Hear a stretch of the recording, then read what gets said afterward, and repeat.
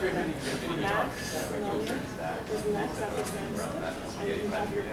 nice. It's huge. I know, it takes like 100 people in a year. Yeah. You're doing great. Yeah, sure. Be right back. Plug it in, and then you have to run a little like one of those. Yeah.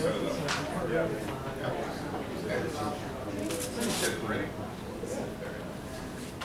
When you play pretty high tech. Right.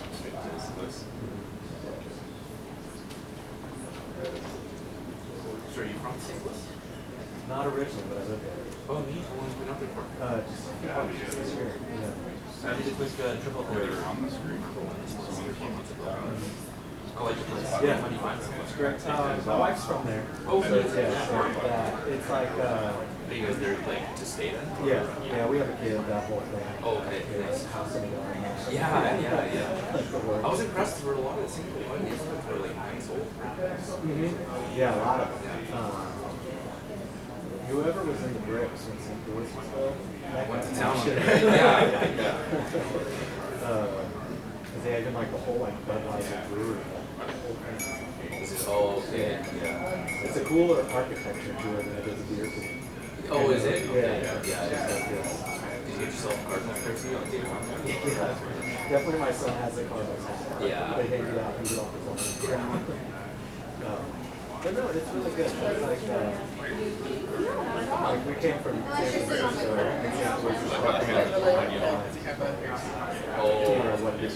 what people are looking at, especially on the investments. They certainly like startups.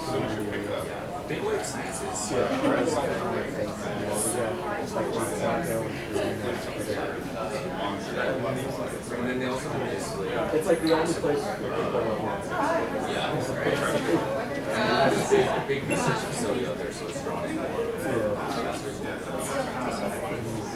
Yeah, so they do like a good job of like accelerating. All of the investors, it's all about building money. Yeah. Just not, you can much easier get people to invest in businesses, right? making gloves and belts. Yes. Yeah.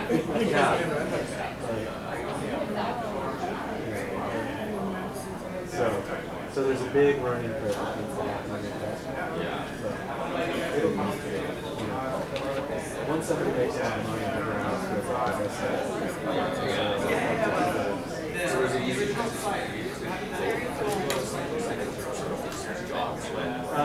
no, I just I stuck with it for a while. And I work for a VC firm, and there's just not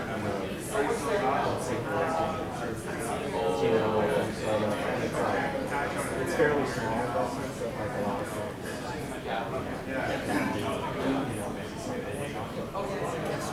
There's no one in St. Louis. Well, that's very few. Right? Anything is true. Are you still with them? Like, are you in the tech? Yeah. Actually, it's not part of the reason I came out here. I work in politics and figure out how this stuff Hi, good morning. How are you? Nice to meet you. You're all good.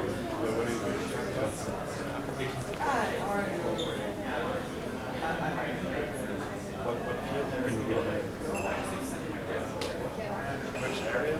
What kind of area? General. Yes, actually, probably because I have the text. You don't understand. I'll send it to you. I'm very focused.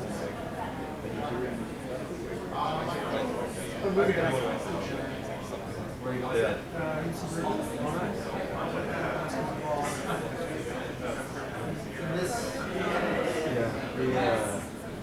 So volatile times on yourself on that person. Yeah, it's one of those things. Interesting view of that. Are you there?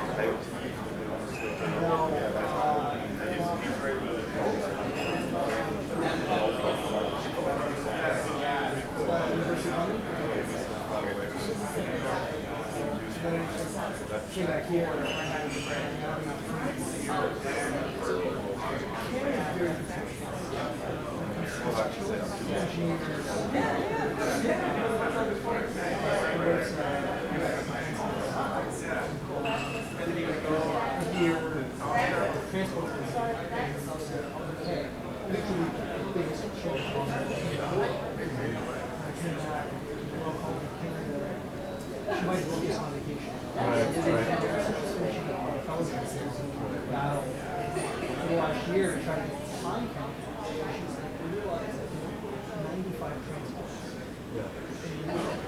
Here, do the same on there. So.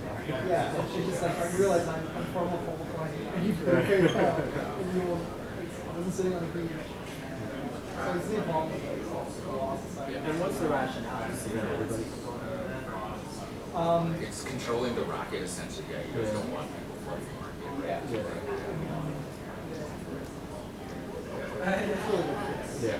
Actually, another part that comes out to that they don't, back in the 90s, at least for medicine, they didn't want to lose medical professionals in the UK. And they told me in Europe. So they just didn't give Canada information like they passed out. So there's a lot of gaps. Similar to the dental profession, so the dentist for dental Right, right. Your brain is finished now. I feel that's the practicing at one of the top firms, 25, 30 years. What's up? Unfortunately, you can't. I did make it. So yeah, sorry. Like last night I went to bed at like 3:30. I know it's unforgivable, but I was not seriously like the whole like 8 a.m. practice the afternoon. Here in Canada. Yeah, that's too much. Right. Physiotherapist. So how many years have I wanted to actually find the techniques, but I'm not sure I have time after writing this. When these are like civil engineers.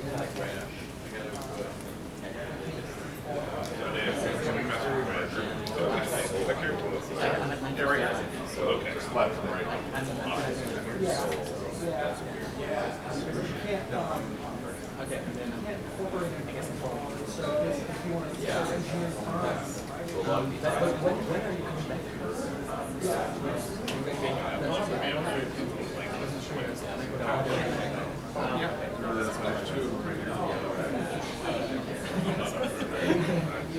No, you're right. We're not too sure. Alright, but no worries, man. Like, we're gonna be there.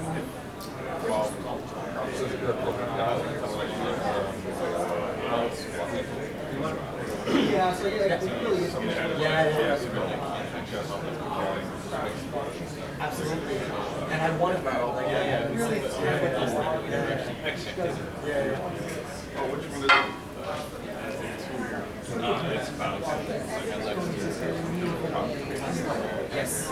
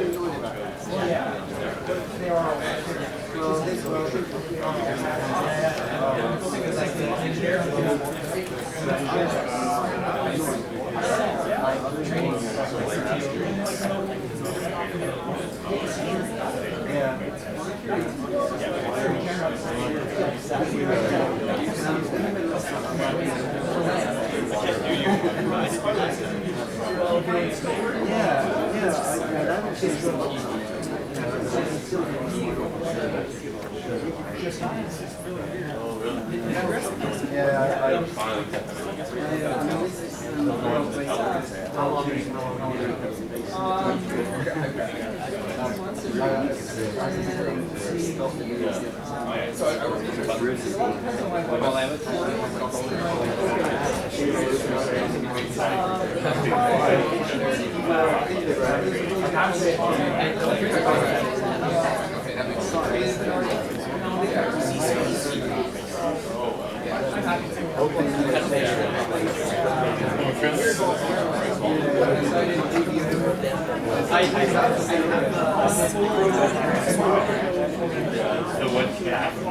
Well, we've known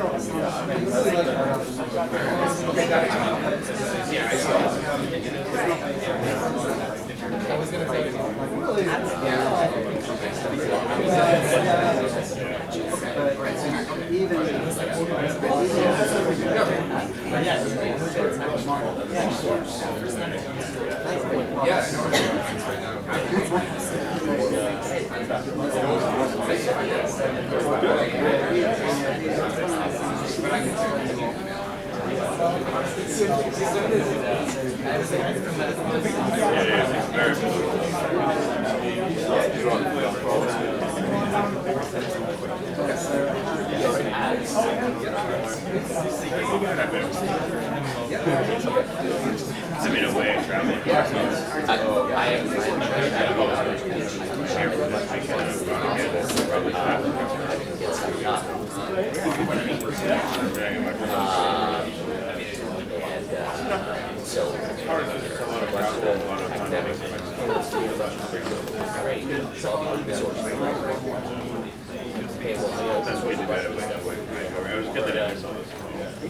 Oh yes, yeah, I told the guy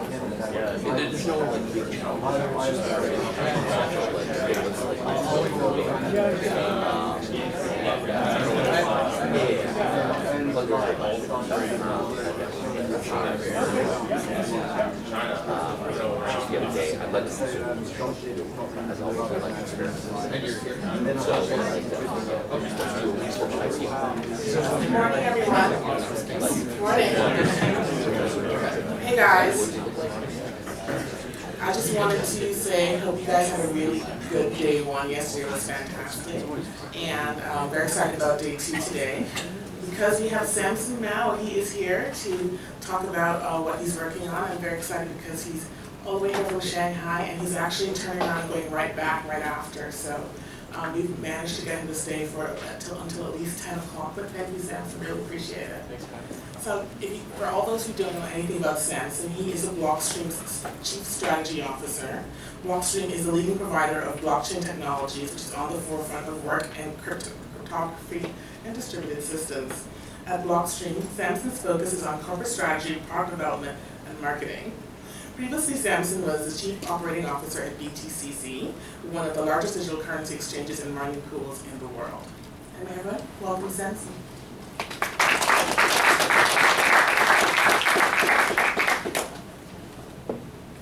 Hello, everyone. Thank you for the introduction and for the invitation to speak. So I'm going to talk a bit about blockchain applications, not like apps, but interesting ways to apply blockchain technology to business cases and use cases. So I have my intro already, so I can skip this slide. I'll talk a bit about Blockstream and what we do. So we are a Canadian corporation, mainly headquartered out of the US, actually setting up an office for us in Victoria, next to Vancouver right now. And we have people all over the world. We're a pretty decentralized organization. So we work how we design blockchains. So right now we have three main products. We have Elements.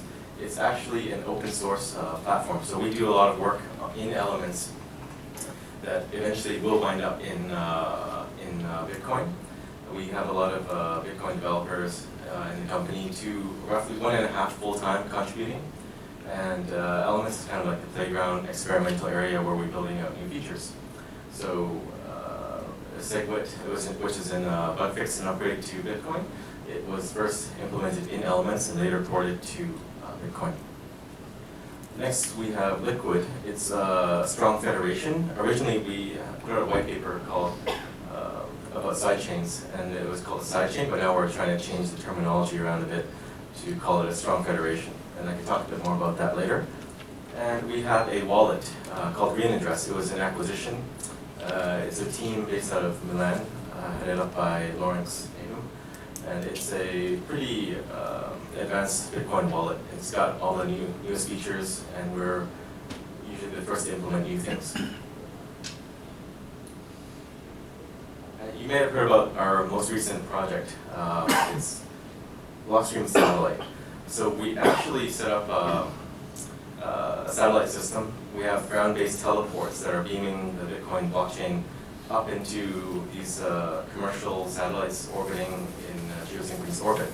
And then they're beaming back down to Earth. So what that lets us do is send the Bitcoin blockchain to everybody on Earth. Right now we're still missing parts of Asia, but it's coming with a full deployment, full worldwide coverage. But what it does is lets us give everyone the blockchain for free, basically. So every month, the Bitcoin blockchain will grow about 4 gigabytes or so. And this is just 4 gigs plus of free data. So if you're in some country that has data caps or expensive data plans, then you can get everything for free. And you can verify it. So with every block in the Bitcoin blockchain, you can check the header. So you can check the header through an ancillary service or asking a friend to check for you online, but you can validate that all the data you're getting is accurate. So what we hope to do is, through this service, to bring Bitcoin to the masses. One of the ideas that we thought about was, say, you're a village in Africa and say you're selling livestock. You could pool together some resources to set up a Bitcoin node and set up a Wi-Fi mesh net to distribute connectivity to Bitcoin blockchain, but not everyone has to have internet. So there's definitely a lot of new things that we hope will arise from this project. But the biggest thing is also adding redundancy to the Bitcoin network. So right now, Bitcoin network, it would be prone to network splits if, say, an undersea cable is cut somewhere, or if there's a hurricane or a typhoon. But with this service, what you can do is guarantee there is redundancy. So if you're doing a lot of transaction processing, you set up a satellite dish on your building, and you can get blockchain through there. And if there is a network split, you're still connected. Because with consensus-based systems, if there is a split, then people potentially could lose money. And if you have a $1 billion, eventually $1 trillion financial network, you need to have that kind of redundancy. So there's a lot of things that we're trying to do with Blockstream Satellite. The final one, I think, is setting up a platform so that you have an API to access the service. So you could send data over our satellite system. If you're another coin or you're doing your own blockchain, you could also broadcast your blocks through our satellite system as well. Kind of like an AWS for blockchains in space. Okay, so I think everyone here is familiar with blockchains, but I think it's important to go over it first because what I want to do is talk about applications. So we should have a common understanding of what a blockchain is. So blockchains are trustless. You don't need to trust anybody. You should be able to completely verify it by yourself. So for Bitcoin, you can actually run the client yourself, run the full node, and validate all the transactions so you know that they're all valid.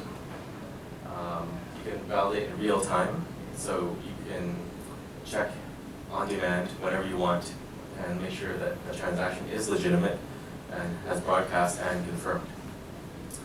It's a secure, open protocol that people can use over the open internet, and I think that's an important aspect of a blockchain that separates it from, say, a database.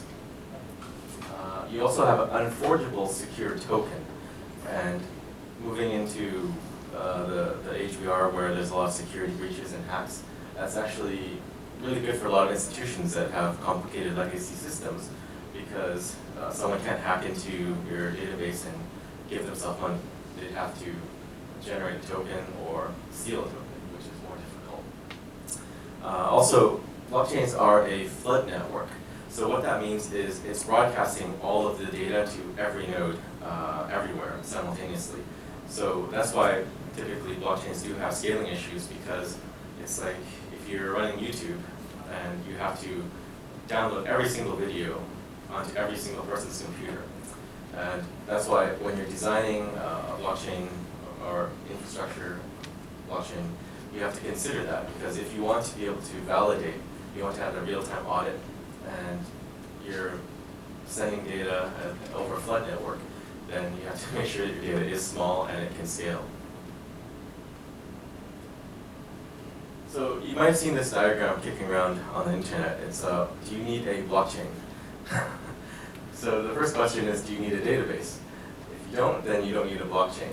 If the answer is yes, then do many people need to write to it? And if the answer is no, then you don't need a blockchain. So that question is more about, is it multi-party? So if you're a business or a provider and you're running a blockchain by yourself, in isolation, that no one can access or validate, then you could just do it more effectively in a database rather than a blockchain. The next question is, do those people trust each other? And that's really important, because for a distributed permissionless system like Bitcoin, no one actually trusts each other. They don't have to. They're aligned by the incentives of the system itself. But let's say you're doing business with a few merchants and you want to set up a blockchain for transfer or settlement. Well, if you really can trust each other, you don't need to do that. You could actually use a database. Or the next question to that one is, do they have one person in common they can trust? If the answer is yes, you don't need a blockchain. But if you don't have one person you can trust in common, then you actually do need a blockchain. So I find that to be an interesting exercise to figure out if a blockchain is needed or not.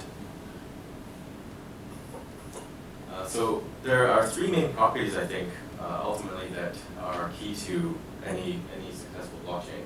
The first is immutability, that transactions cannot be reversed. So the whole point of a blockchain where you're spending a lot of energy, I think the Bitcoin blockchain is using the same amount of power as Croatia every day. And that's a lot of power to expend to validate and secure a system.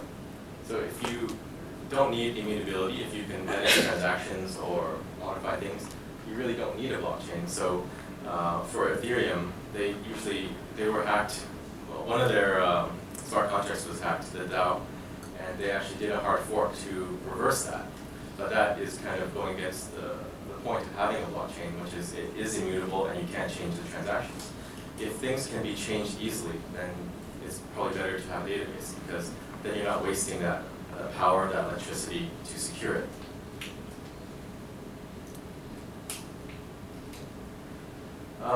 Okay, so blockchains should also be decentralized. So this goes back to the point before where anybody can access it and it's not under the control of any one party. If you have a centralized service or company that is controlling the blockchain, then it's also more effective to just run something on a database. But if it's decentralized, that means everyone can access and participate. And that's kind of the point of a blockchain. And the third one is verifiability. So if you are running a blockchain that no one can validate, that's almost as bad if it's a centralized system controlled by a single party. So for Bitcoin, you can actually use any block explorer, check your transaction. A lot of the digital currencies and tokens also allow you to check. But if you're not able to verify, that makes it less practical to be running a blockchain, because the point is that you don't need to trust that you can actually verify yourself. And that's actually one of the reasons why Bitcoin was created, because I guess the creator, Satoshi Nakamoto, wanted people to be able to determine if their assets are really their assets, and let's say the system is not fractional. So with these three things, actually, it kind of alludes to digital gold. So the reason why we value gold is because it is largely immutable and decentralized and verifiable. So gold isn't really decentralized, but no one actually controls gold. It just exists. It's immutable because it's got its atomic properties. It can't be changed, and it has it's easily dividable and recombined. And it's verifiable in the sense that you can melt it down and check the purity. But there are additional costs to gold, which does make digital currencies like Bitcoin superior, because to melt down gold and verify it, there's a huge cost, and to reforge it as well. But for Bitcoin, you can get the digital token and actually verify it immediately if it's legitimate.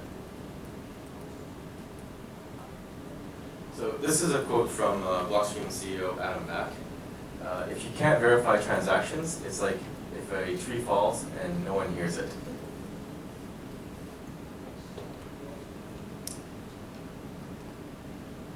So there's also a lot of discussion going on about private and public blockchains. So I think there are a few companies out there in the space setting up private blockchains that are kind of single use for a few companies linked together over a VPN network. And that's also really not a good use case for blockchain, because blockchains are meant to be public in the wild and easily verifiable by anybody. So my comparison is a private blockchain is like a toy boat, and it can do interesting things in a pond where everything's controlled and there are no waves. But if you build a public blockchain, or even a semi-public one, then you're out on the ocean and you can weather the storm and do a lot more. So we can talk now about some of the applications. So the first one that we're actually applying blockchain technology to is called Liquid. So Liquid is a strong federation. It's a system that is mainly serving exchanges and traders in the digital currency space.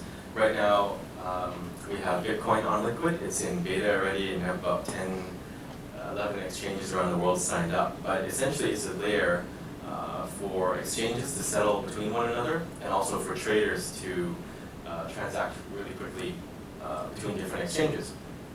So the trust model here is that you're already trusting an exchange if you're a digital currency trader.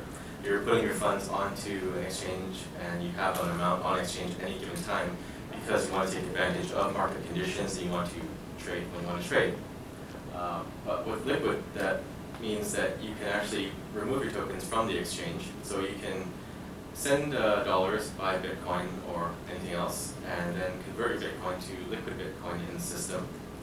And then you can remove the tokens, store them on a secure wallet. So we will integrate with Green Address originally at launch. Then you can move them out and back in. So this blockchain actually is similar to Bitcoin's blockchain, except that we have 1 minute block times. So for Bitcoin, the block times are 10 minutes.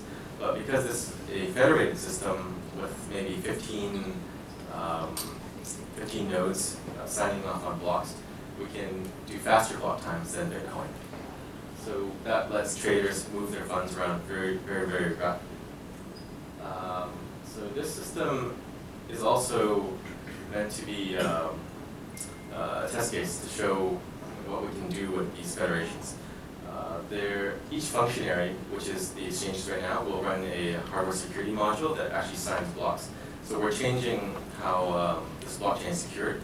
So for Bitcoin, it's proof of work, which is mining and energy intensive. But this one is based on signing of blocks through these hardware security modules. So this is one of our diagrams from our sidechain post. But you can kind of understand how it works here. So you have the Bitcoin blockchain on the left, potentially, and that's 21 million Bitcoins. And then what we have is a two-way peg that locks your Bitcoins on that blockchain and issues a corresponding amount on the sidechain, or in this case, Liquid. So you actually have to have one Bitcoin on the Bitcoin blockchain to unlock one on the Liquid on the sidechain. And that is why it's interesting for exchanges, because then you know that if you have a Liquid Bitcoin, you have a corresponding Bitcoin. So in the event if there's a catastrophic network failure, you can actually remove and convert and unlock all of your Liquid Bitcoins into the Bitcoin network.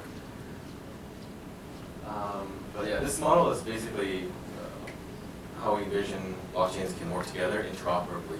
So one way is that two-way peg, and with technology like Lightning, we can do cross-chain atomic swaps and really interesting things like that.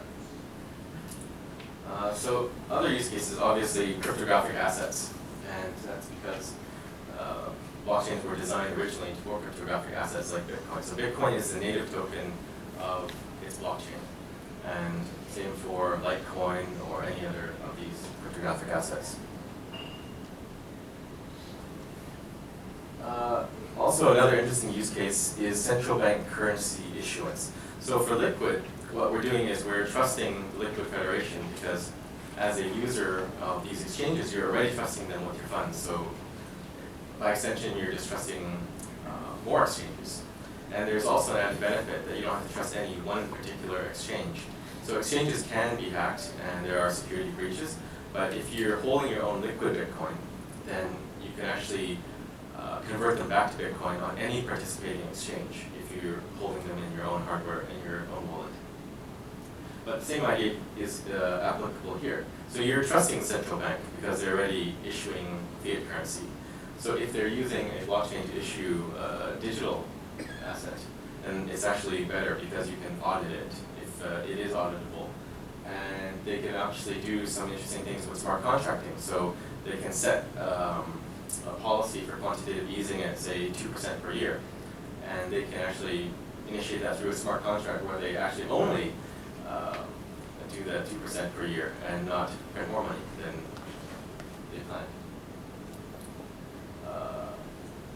Another interesting application is for land titles and registries, so attested assets.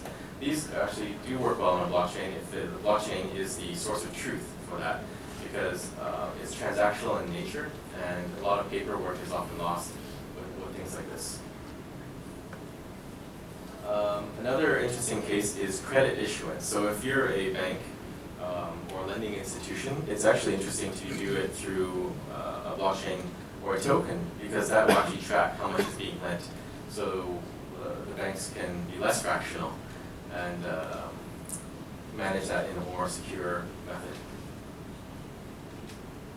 Also, settlement between large institutions. So for Liquid, what we want to do in the future is also to have tokenized fiat. So say tokenized US dollars. So in a sense, that is also settlement between large institutions if you think the exchanges are large. But that's just moving money and settling between different ledgers very quickly and probably more effectively than the current systems that they're using right now. So that's it for my talk. I think I've got a few minutes left, so I can open up for some questions.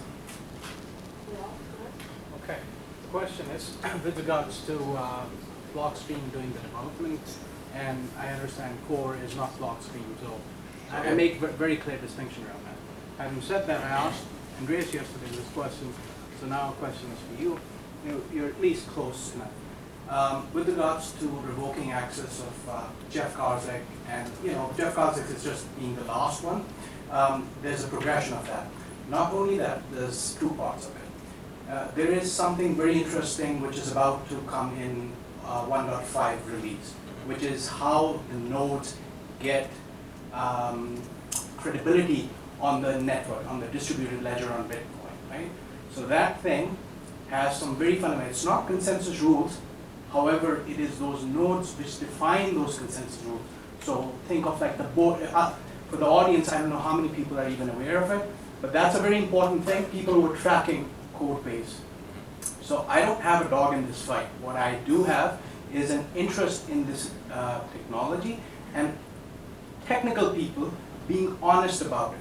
So you being Blockstream representative, give us a perspective around the two parts. One is revoking the access of Jeff Karzek. Second is explain the 1.5 where the blocks, the consensus, how the nodes are going to build consensus, or which nodes would get to build the consensus around the consensus protocol. Okay, let's see. So first of all, I just want to clarify, so I'm not actually a Bitcoin Core contributor, so I can only answer from what I'm reading and following up on the mailing list. So the first question about revoking access, I think that has more to do with security than anything else, because some contributors have not been contributing, and if they have commit access, then it's actually a little bit of security risk. But overall, it's more about housekeeping. So Jeff Garzik has not contributed for years, so it does make sense to revoke his access. The other time there was access revoked was, I think, Gavin Andreessen, and that was after he said, Greg Wright is Satoshi Nakamoto. And I think people were concerned that he was compromised or hacked or something. But it has more to do with security, because when they're actually building the client, that is a risk. They have the automated process where many people can build the Bitcoin client, and they can validate between each other. So it's more of a security thing than anything else, just to make sure that the builds are safe, I think. Okay. For the second question,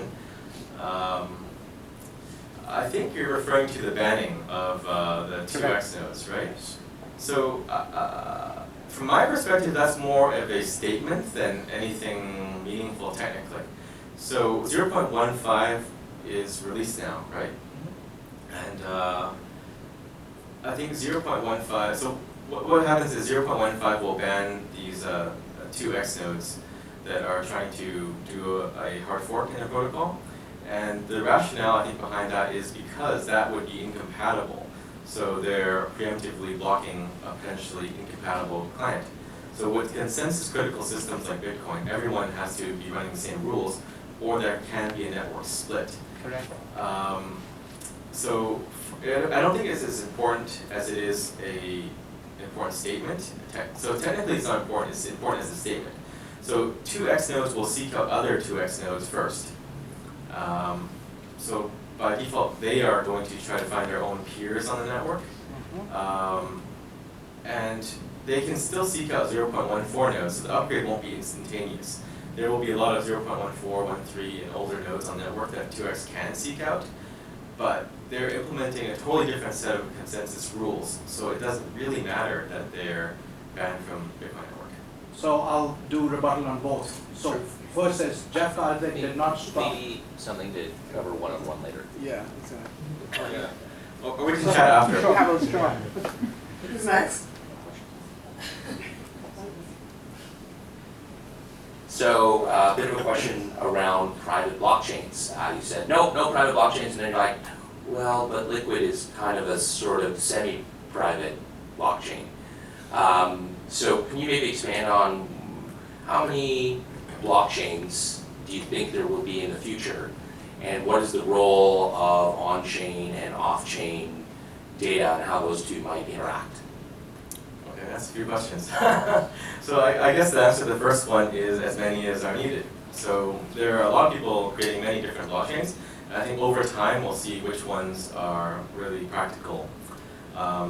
So Liquid is kind of a semi-private blockchain in that initially you go through an exchange to opt into Liquid to get the Liquid Bitcoin tokens or USD tokens or whatnot. But because we want to be able to let people take their tokens off of exchange, essentially that is now public. So once the tokens are off exchange, they can be traded between each other, between people directed to. So in a way, it'll eventually morph into more of a public network than a private one. What was the second question again? On-chain scaling.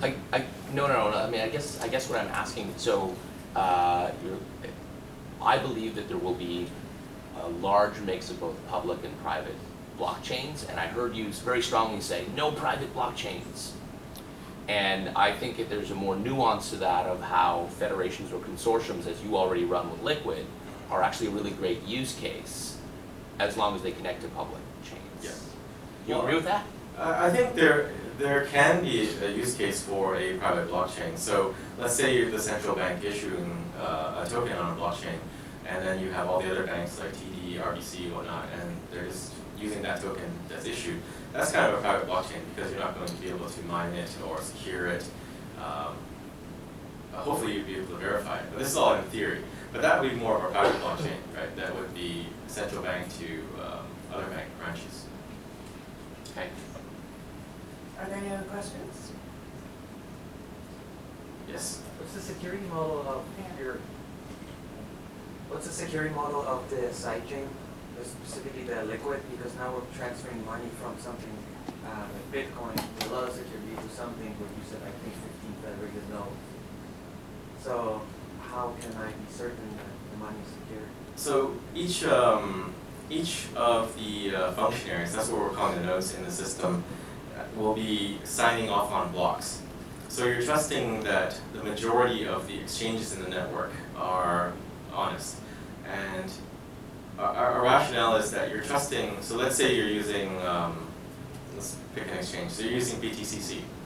Then you're already putting your money with BTCC, so you're already trusting them. And you might also be a trader on Bitstamp or something like that, and you're already trusting them. So if these two exchanges, large exchanges, are part of this federation, then it's actually better because you're not trusting each one individually, but you're trusting that the whole network, the whole federation is honest. So if one exchange is closed down or clamped down on, and you can't withdraw, you can actually withdraw from another exchange. And it is using a custom-built hardware security module. It's basically a box that we built, so it is secured cryptographically, just not through proof of work. Well, thank you, everyone. I think you've had Samson answer so many questions. You can talk to him offline. So thank you very much, Samson. Thanks very much.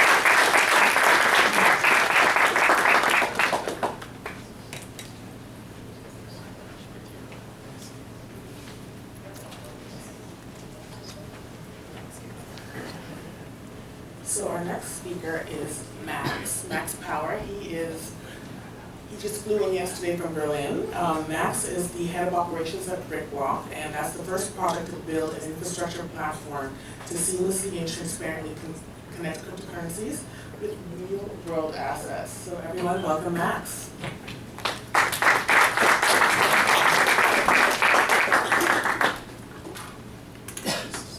Working? Perfect. Thank you very much. Thanks for the introduction. Thanks for having me here today. I'm Max and I'm here to represent BrickBlock. BrickBlock is the future of asset trading on the blockchain. We'll do a quick dive into the traditional world of banking currently, and the way we're going to do this is by taking a look at one of the most industry standard e-wallets. The e-wallet is pretty much the thing you see when you're logging into your online banking interface. And this is a white label solution, so it's really standard. Many banks are using it.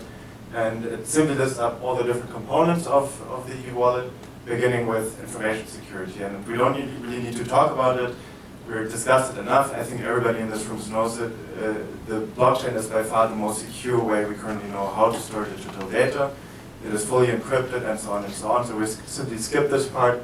But the next part is quite interesting. That is KYC. Know your customer, which is one of the biggest issues we currently face within the blockchain industry, but also in the traditional sector. How do we verify the identity of the person that is using goods or services? We need it for regulatory purposes. So the way it currently works now, if you want to open a bank account, you need to usually go to the counter, show your passport, show your utility bill, so proof of identity, proof of your residence. Nevertheless, the process takes at least an hour. It's very annoying. Challenger banks are improving that a bit. They have online verification services such as, it's a bit similar to Skype, so you simply verify over your webcam, you show your passport, it's the same procedure. But still, it's annoying, it still takes a bit of time, and you have to do it over and over again. Whenever you register with a new fintech or a new bank, a new crypto exchange, you always need to take care of the KYC procedure. So the obvious and ideal solution for this is the blockchain, where you basically verify once, and that's it. You simply verify once, and then you have your private keys. You can share your identity with each different exchange. Also, if your if your address changes, for instance, let's say you move, you don't have to go to every financial institution and let them know. So the leading company on this is IBM. They developed a very suitable product. I think it will be industry standard within the next 3 years, simply because it's way more convenient for any user. So yeah, the next point they're listing is transaction processing. I'm jumping a bit through it because we have limited time. Transaction processing is one of the biggest issues we have in the blockchain industry, and it is constantly leading to a lot of debate, a lot of problems within the industry, simply because we cannot process enough transactions currently for mainstream adoption. So if we look in the traditional sector, PayPal processes around 1,600 transactions per second. Visa and MasterCard are able to process up to 50,000 transactions per second. And within the Bitcoin network, we're processing 3 to 4 transactions per second. So there's a huge difference here, and we really need to think how we can improve that. There are a lot of people saying, okay, we need to go off-chain, we need to do it through state channels or similar. Within Ethereum, there was supposed to be an update called Raiden, which would enable up to 1 million transactions per second, which would solve the entire situation. Nevertheless, it was supposed to be released in March this year, and since February there's literally no new commit on GitHub, so I don't know what's going on there, and it still remains to be one of the biggest issues we have within the industry. Next point is risk management, and that is also quite interesting because if we're looking at Bitcoin, if you read about Bitcoin in public media, it's usually in a very, very bad light. So it's either darknet, drugs, support of terrorism or similar. And the thing is that Bitcoin has this notion of being completely anonymous, but that's really not the case. Within the blockchain industry, it's the first time that we are able to follow financial streams properly, globally, without any hesitations. This was so far that the CIA actually said, okay, this is actually really good for us because it makes it a lot more easier for us to follow the streams of, let's say, a darknet, drug cartels or similar. One of the leading companies doing this currently is Chainalysis. They analyze Bitcoin and they can predict if these coins have been used for, for illegal activities, let's say buying drugs or the gambling industry, which goes hand in hand with reporting. So as soon as there's a user that has been flagged several times, he can be reported to local authorities. Next point on the list is bank integration, clearing and settlement via SWIFT. So we also can pretty much skip that. SWIFT is very old-fashioned. They are also working on their own blockchain standard currently, but with the current SWIFT network, international transfer is very expensive and takes a lot of time. Next point is white labeling. White labeling is also not really such a big thing within the blockchain industry simply because large parts of the project are developed open source anyways, so there's not really a need for white label products because everybody can access the code and you use the code. Accounting and billing, very, very boring topic, could theoretically be revolutionized by blockchain as well, simply because if all the transactions are on the blockchain, there's no need for double bookmaking anymore. You still need to flag it, let's say it was a company expense or whatever, but it makes life a lot easier, more convenient. Pay-ins, pay-outs, still one of the biggest industries as well, the blockchain industry, simply because we are very banking dependent. We have a couple of Bitcoin ATMs, for instance, in Vancouver, but no global coverage of Bitcoin ATMs, so that's a huge issue, particularly here in Canada. So for instance, for you, if you want to use Kraken, you have to transfer money to Poland. For us in Germany, it's a bit more convenient, but that is a huge issue, and we need to think how we will improve that. But there are also a couple of projects going on already that want to open up their own bank with an ICO or whatever, but still they want to open up their own bank only focused on the blockchain industry, which would solve a lot of issues. And then last but not least, access channels, but that was covered already by Samson a bit. So it's simply, instead of these traditional APIs, open APIs, we have to connect banks or fintechs with banks. We need to think more about how can we connect different blockchains among each other. And there are already multiple cool projects going on that are working on this.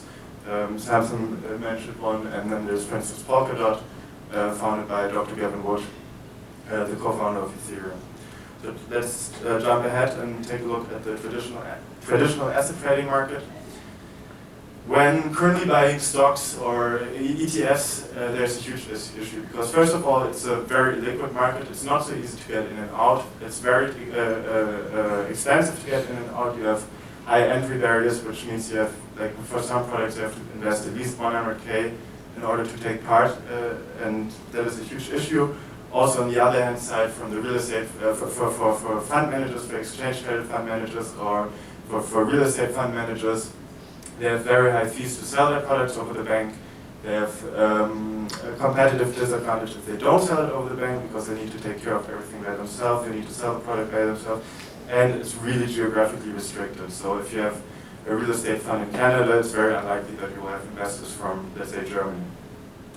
We are pretty much solving this. Just a few words about the team or the founders. Founders are Jacob and Martin. Jacob has a background in real estate, and that's where the whole idea came from. Jacob was a real estate developer in Berlin and in Leipzig. He was doing that at a very, very good time. Since then, prices have increased drastically. So at one point, he decided to set up his own real estate fund.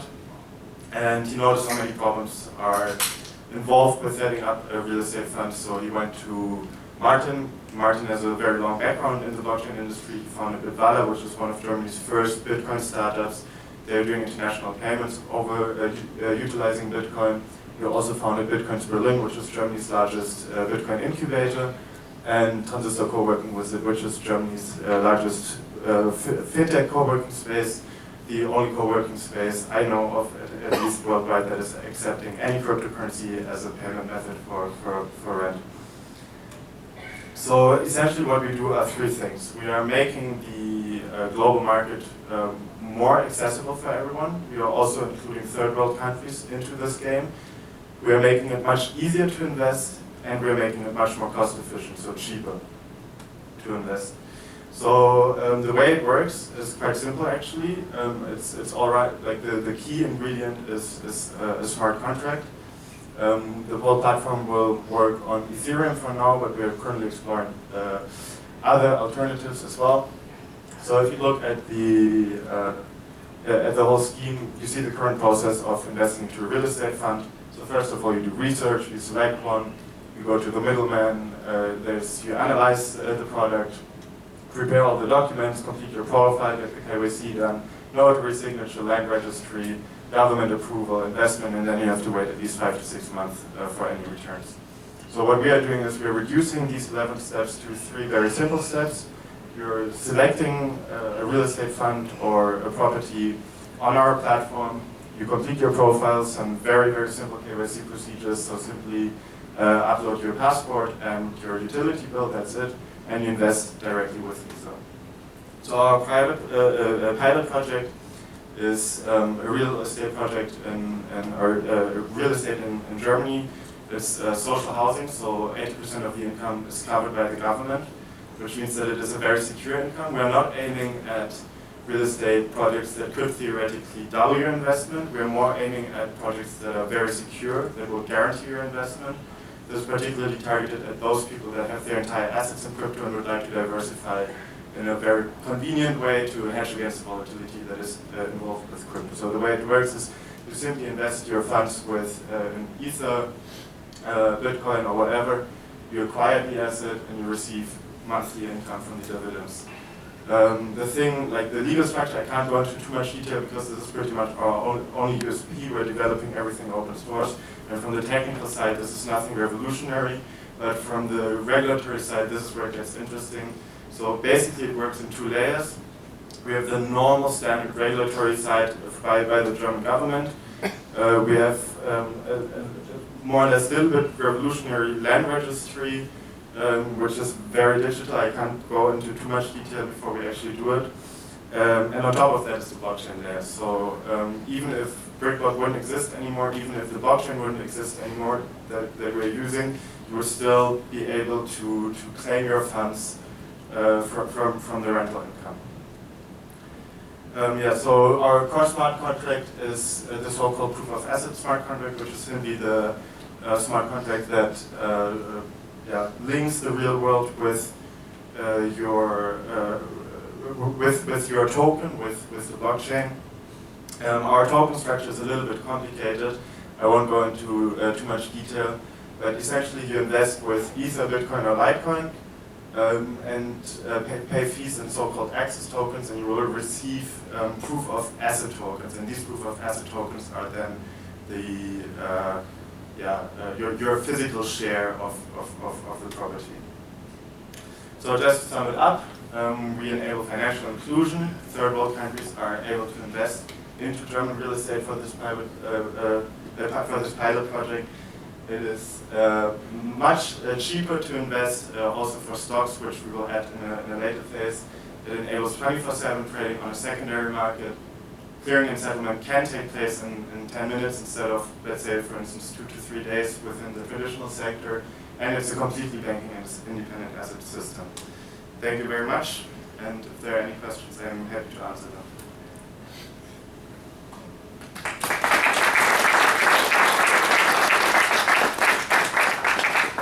Any questions?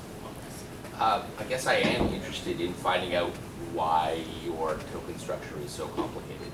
Okay, yeah, that is really mainly due to regulation. We have a German entity, and as I said, like our legal structure is in that sense so complicated, mainly because it wasn't possible in any other way. It's really tricky because I can't go into too much detail. We will be able to release all of this information as soon as we are launching this pilot project with the real estate, which will be within the next month, 1.5 months. So let me just spit it back to you. So your token structure was driven by regulatory requirements. Correct. Was it also driven by business model requirements? Not directly. We could have made it a lot easier and way more convenient. So it's mainly regulatory requirements, and which might change. Which might change, but which would be very nice for us. Okay, thank you. Any other questions? Well, you said that you would. Well, you said that you would be able to claim your share of the big block, even if the big block, let's say, falls. But you also issuing your private token. How is that going to work if the chain on which you sort of verify the tokens is not going to be available anymore? Thanks. So first of all, just to clarify, it's not a share of BritBlock, it's a share of the real estate project, let's say. And then, as I said, there are these 2 layers. So we do the very simple KYC procedure with your passport. And the token is basically making it a lot more convenient for you to access the dividend payouts, but even if, let's say, Ethereum would fall or BritBlock would fall, you would still be able to claim your funds with your passport. From whom? By the real estate fund manager.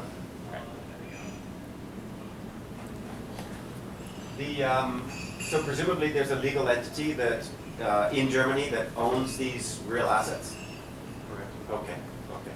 And perhaps the question is similar, but this sounds very much like a security under perhaps SEC regulations, certainly Canadian regulations as well. But this token structure is designed to accommodate that. Correct, correct. So this is pretty much the main reason why the token structure is so complex. The tokens that we are distributing directly are clearly like only there to access, or they're like basically like a license key, but the tokens that are the proof of asset tokens are clearly a security. But we have found a legal structure that works and is fully compliant. Is it open to Canadians? Yes, it will be open to Canadians. Thank you very much.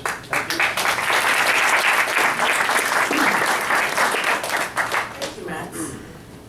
So everyone, hope you're having a good time. Just want to remind you guys that if you take the opportunity to tweet or share anything on social media, you guys can actually win one of 2 Ledger Nanas. What's the hashtag again? ADI Summit. So we will choose this around too, so feel free to start putting things on social media.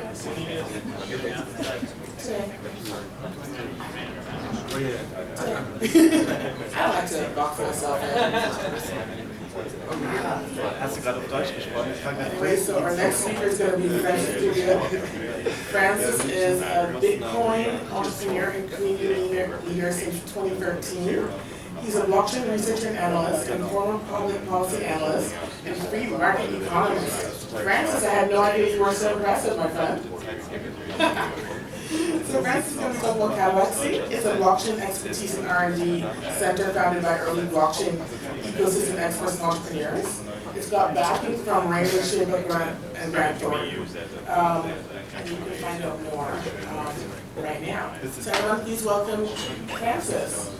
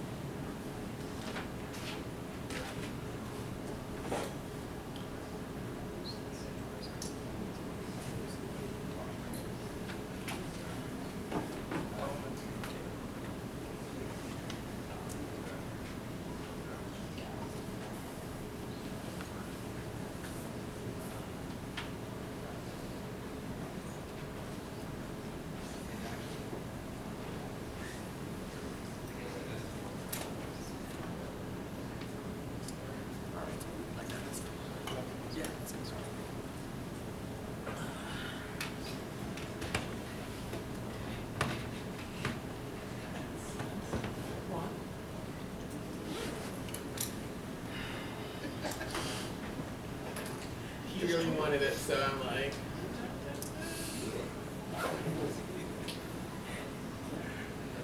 Catallaxy describes the process by which human order and coordination spontaneously emerges from the seeming chaos of countless individual interactions between participants of a complex system, which are the result of human action and of its participants, but are not shaped by human design consciously.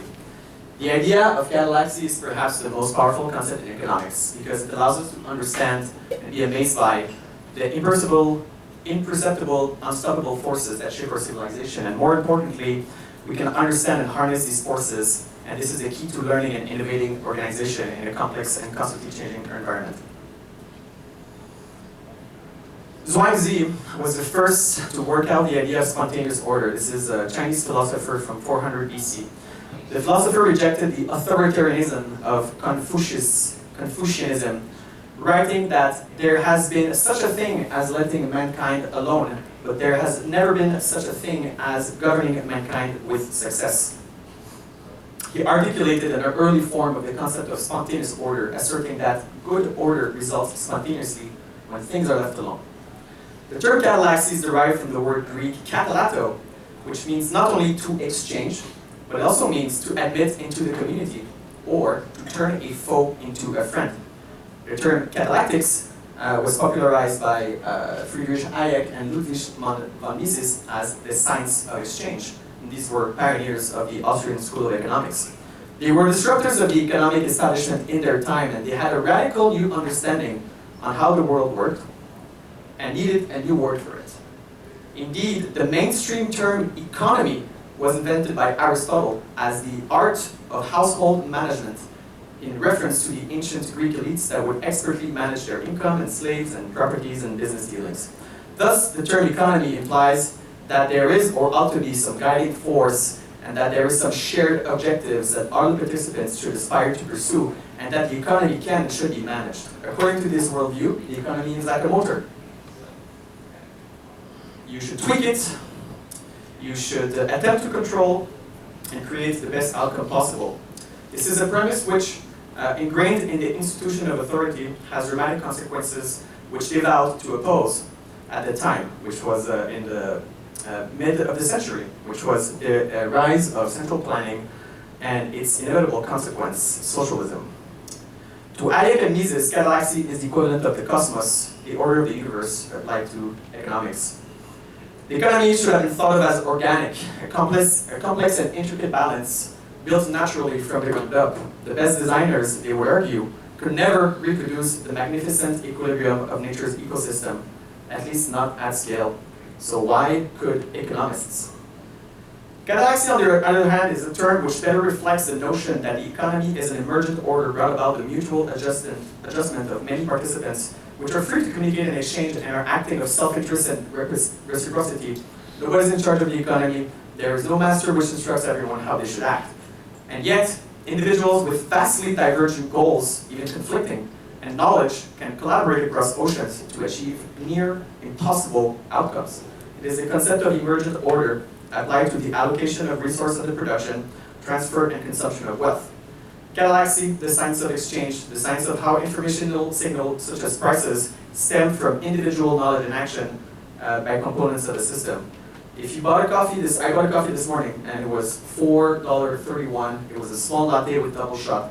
The amount of information contained in that price is beyond human comprehension.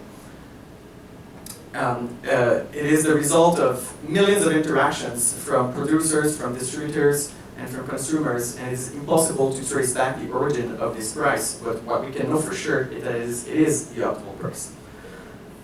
Galaxy is incompatible with state intervention. As Hayek writes, much of the opposition to a system of freedom under general laws arises from the inability to conceive of an effective coordination of human activities without deliberate organization by commanding intelligence.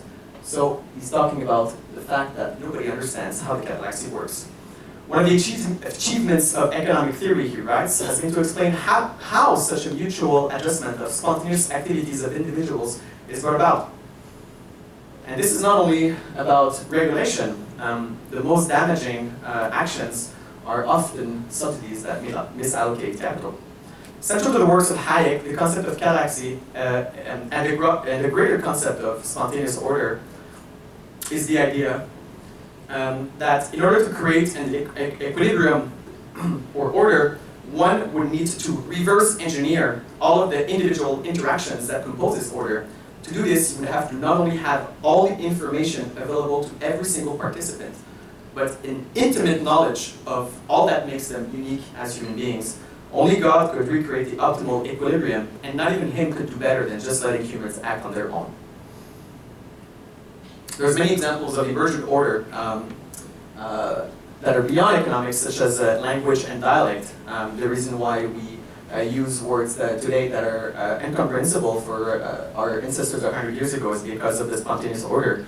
Except for in French, we have Académie Française, which dictates how people are meant to speak, but as you'll know, we Quebecers have our own way of saying things, which is spontaneous order.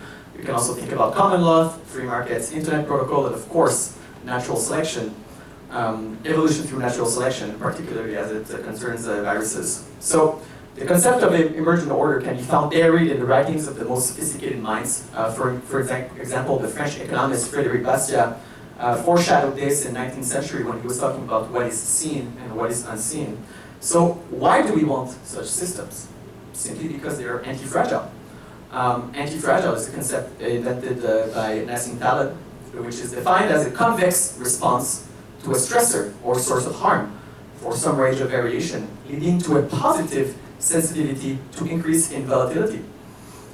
In essence, anti-fragile systems are systems that like stress and that thrive on stress. Likewise, fragility, the opposite, is defined as a concave sensitivity to stressors, leading to a negative sensitivity to increase in volatility.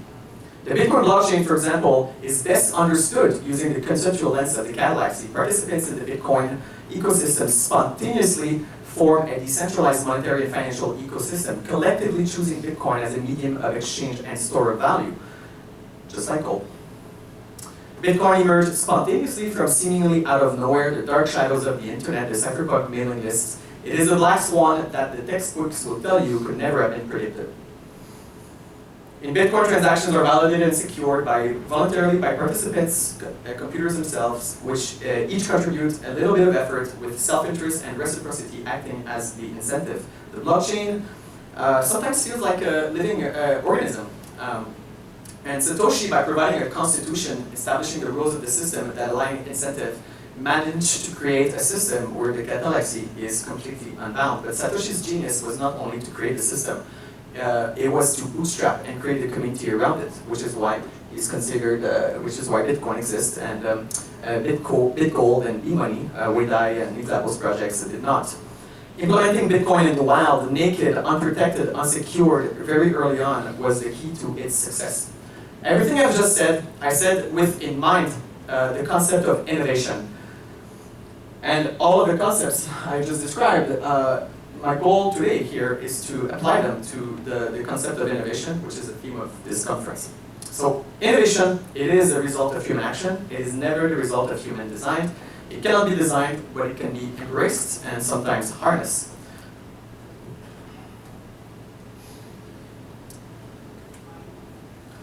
And why would anybody want to embrace or foster innovation? There is a wave coming, and better to be on the surfboard than to swim against the current.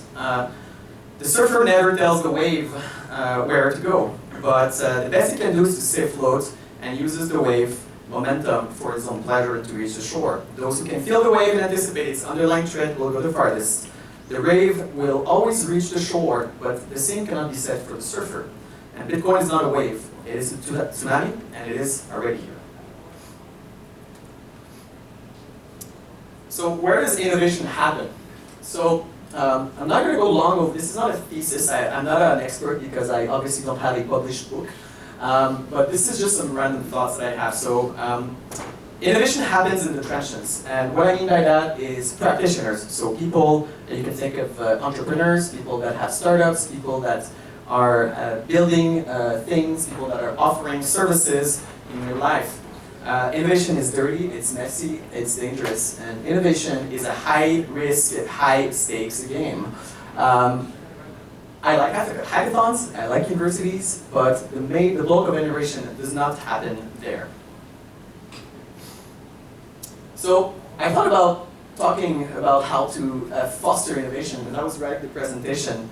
I started to think it's probably better to talk about how not to kill it.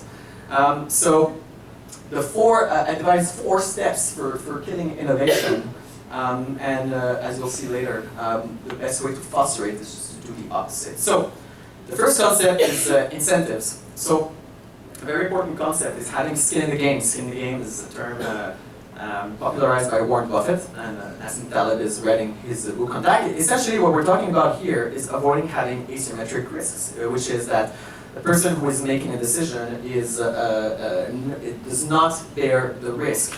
So whoever makes an action should bear its consequences. The best way to kill innovation is to pick winners and losers. That is to, from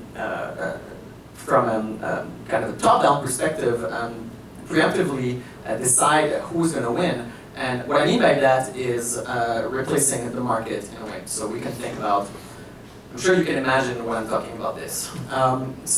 Picking winners and losers, for example, you make an association of nonprofits that gets a grant from the government and that will allocate it to whoever applies for that grant. This will lead to a misallocation of capital. And this is really important to understand, that people think that government intervention, only in the form of regulation, can harm innovation. But it's not true. If you misallocate capital and basically give a ton of money to projects that are not battle tested, that don't necessarily deserve, that don't have the validation, what you're doing is you're removing resources from the other firms and the other participants in the ecosystem, which creates an incentive to do rent seeking other than innovation. And the general point is bureaucrats, they sleep well at night and when they make decisions and have no sleep in the game. And what you don't see can't hurt you. So here I'm making a reference, obviously, to Bastiat's concept of what is seen and what is unseen. What is seen is that a startup now has a lot of money, but what is not seen is that they have 4 engineers that are bored out of their mind and they could be doing something more productive elsewhere. But since that firm pays $150,000 a year, the smaller firms that would have had about 3 times this budget can't afford to hire them. Another way to kill innovation is to remove feedback. So feedback is the most important concept in innovation. So if you isolate someone from the feedback loop, for example, from removing them from the market, you don't allow them to learn. Another way is to prevent failures. So if you prevent participants of an ecosystem from failing, you are in effect killing innovation. This is also the same as what I call meaningless feedback, which is feedback that is not market-based, is feedback that is emotional. And I like to joke that when I talk about meaningless feedback, it's like giving participation trophies to everybody that has a blockchain project because it is a blockchain project. And killing innovation can be done more softly, in more subtle ways. And the way to do that is to lengthen the innovation cycles. So what I mean by that is, first of all, you can decouple feedback from the value. A really good example of that, for example, is the IOTA case, where they invented their own cryptographic algorithm, which was completely flawed, and the entire system obviously seems to be built on a house of cards about to collapse, with no perceivable use case or underlying value of the token, but it is absolutely not reflected in the price. And I don't mean to single out IOTA, the same can be said for many things, but the fact that they invented their own crypto algorithm, which was broken, and still the project has, I don't check CoinMarketCap, but I'm guessing it hasn't moved much, will tell you a lot. And also, you don't want to put firms in a position to have the failure be unforgivable. That is, failing too late or failing when you're too big, which is the case of ICOs. For example, when you look at an ICO, when is the ICO going to fail and learn from their mistakes? I mean, presumably once the platform is built, a year from now, and presumably once all of the money from the ICO has stopped subsidizing the development of the platform, which can be in 5 to 10 years, and at that time, obviously, it's too late, and the failure is unforgivable. So another way to kill innovation is to increase the cost and to manufacture risk. So obviously here we're talking about government. So talking about government 90 states. So consumer protection increases consumer protection, regulations and laws greatly increase the cost and manufacture risk. A way to kill innovation is to put these projects into prefabricated boxes. So doing regulation by definition to existing systems. Which is a legitimate strategy compared to others, but it is a fact that it does hard innovation. I'm not saying you shouldn't do it, it's just an observation. And you can't kill innovation by introducing more risks that bring no value to the platform. For example, risks that otherwise don't exist, such as the risk of going to jail. And death does not come in 1,000 cuts, but a million of bricks. And to understand this concept, I'm just going to quickly quote Alexis de Tocqueville, which wrote about this in Democracy in America in the 18th century about what is the tyranny of the state, and it's not what you might expect, according to him and according to me. Talking about the state, Alexis de Tocqueville says, after having thus taken each individual one by one into its powerful hands, and having molded him as it pleases, the sovereign power extends its arms over the entire society. It covers the surface of society with a network of small, complicated, minute, and uniform rules, which the most original minds and the most vigorous souls cannot break through to go beyond the crowd. It does not break wills, but it softens them. It bends them and directs them. It rarely forces action, but it constantly opposes your acting. It does not destroy, it prevents birth. It does not tyrannize, it hinders, it represses, it enervates, it extinguishes, it stupefies, and finally, it reduces each nation to being nothing more than a flock of timid and industrious animals, of which the government is the shepherd. So the most important thing that we can do is to let business fail. So this is the unknown soldier's grave, the unmarked grave of the soldier. And there is an incredible amount of projects that have failed, and this is why their failure, we owe their successes to previous failures. So to foster innovation, very simple kind of guidelines that I like to abide by is don't make decisions if you will not suffer. And this is a logistical argument and also an ethical one. Don't presume to know better than the market. Encourage skin in the game based early funding, bootstrapping, angel VC smart money, revenue-based models, or speculative philanthropy. Speculative philanthropy is huge in Bitcoin. For example, this is people that will be financing open source projects that just make Bitcoin better because they have Bitcoins. Radical exposure to free market feedback. Don't be afraid to fail. Remember and honor the fallen. Oh, okay, sorry. Double that slide. Don't be scalable at first. So this is a quote from Reid Hoffman. The founders of Airbnb actually went to New York and knocked on every door of every house to get feedback for a really long time, for 3 months. So this is not a scalable business model, but they did that in order to iterate before scaling, and once they had the good model, now was the time to scale. So don't be scalable at first. Some things that we can think about to foster innovation is better valuation metrics for feedback. Be the tree in the forest. That means that if you fail fail first where the harm and the negative externalities are low. Don't fail when you have 100 million of people's money in your pocket. Don't increase the costs and risks for innovation. Don't put barriers to entry. And sometimes resisting the urge to do something is the best.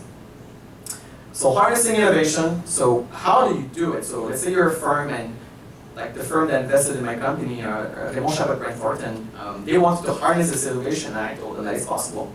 So you identify market-validated winners with skin in the game and income and scale, putting yourself at risk at the same time. You can place yourself on the right side of disruption because the largest transfer of wealth is currently occurring, and the balance of power shift is coming sooner than you think. And generally speaking, firms should think about their long-term survival, not necessarily just their short-term efficiency.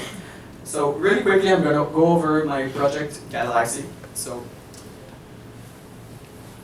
I founded Galaxy in July 2017 with 2 other Bitcoin entrepreneurs that have been in the space since, like me, very early on, one of them since 2011, and I've been doing peer-to-peer exchanges in Africa for a few years. We co-founded a subsidiary of Grant Thornton with them. So we do have skin in this game. So we announced about in July, so it's a multi-million-dollar investment in the blockchain ecosystem.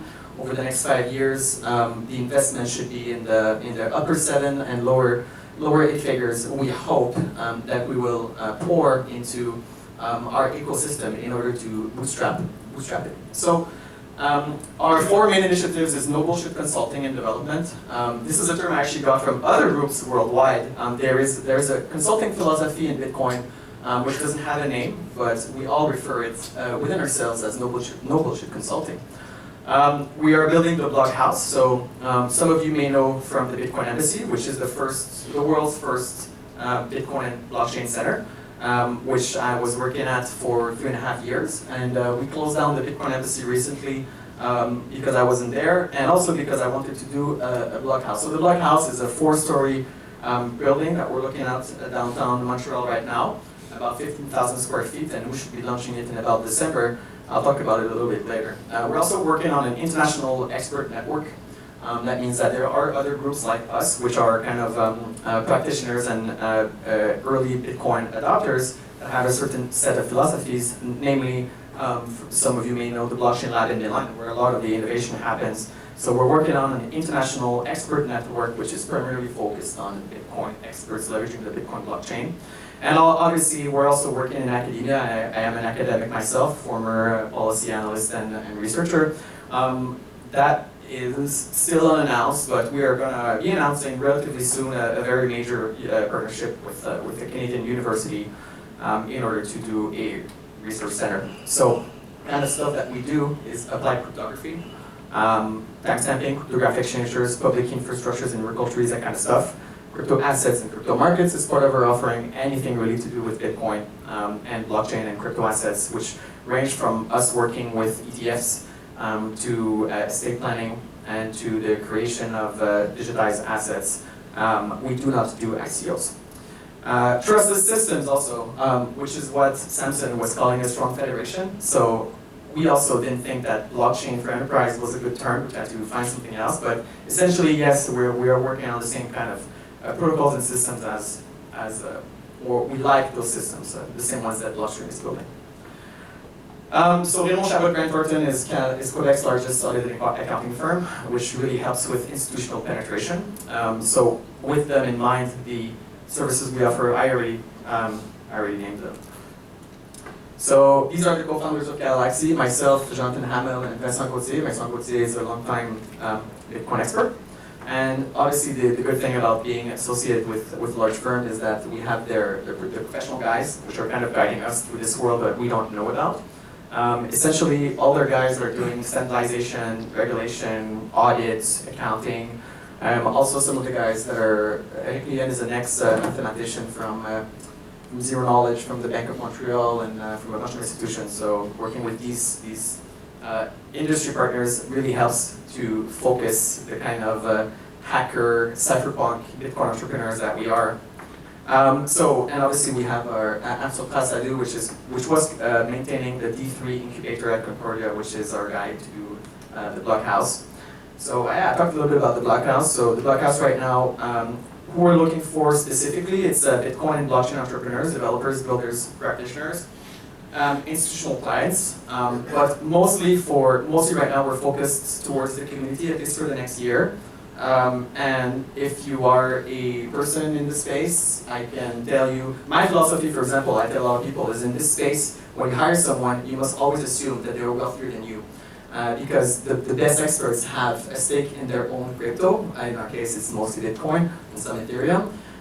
But we try to recruit and we try to grab a team around our vision. So our message is, if you want to join a true cypherpunk entrepreneur and hacker-friendly group that has resource and institutional support from powerful investors that share the same vision, we got a job for you. So a little bit more about, so this is it for my speech on innovation and how to hopefully not kill it. But a little bit more about myself, because I didn't introduce myself. I've been in Bitcoin since 2013. I'm mostly known for the Bitcoin Embassy. But I just wanted to say that a lot of people in Canada use my service, which is called Bills, which allows Canadians to pay their bills with Bitcoin and also pay anyone with Bitcoin, so any third-party EFT or payment. So if you use Bills, then I am the guy who is paying your bill at the end of the day every day. And that's it for me. Thanks.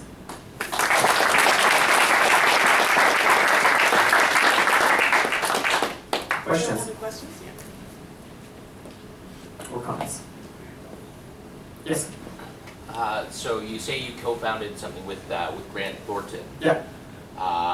What does Grant Thornton think is going to emerge out of this? What's their thesis, if you could speak to that? Right, so... And maybe explain what Grant Thornton is for those that don't know what it is. Yeah, so Grant Thornton is an audit and accounting firm, but they also do a lot of stuff like professional services. So they're like number 5, talk about the big 4, but usually Grant Thornton is number 5 in the ranking. So it's a very legacy traditional firm, which is well connected with all of Quebec's kind of business leaders. So they actually started to attend our meetup, and not our blockchain meetup, but our Bitcoin meetup, which is very radical in Montreal. We have both meetups.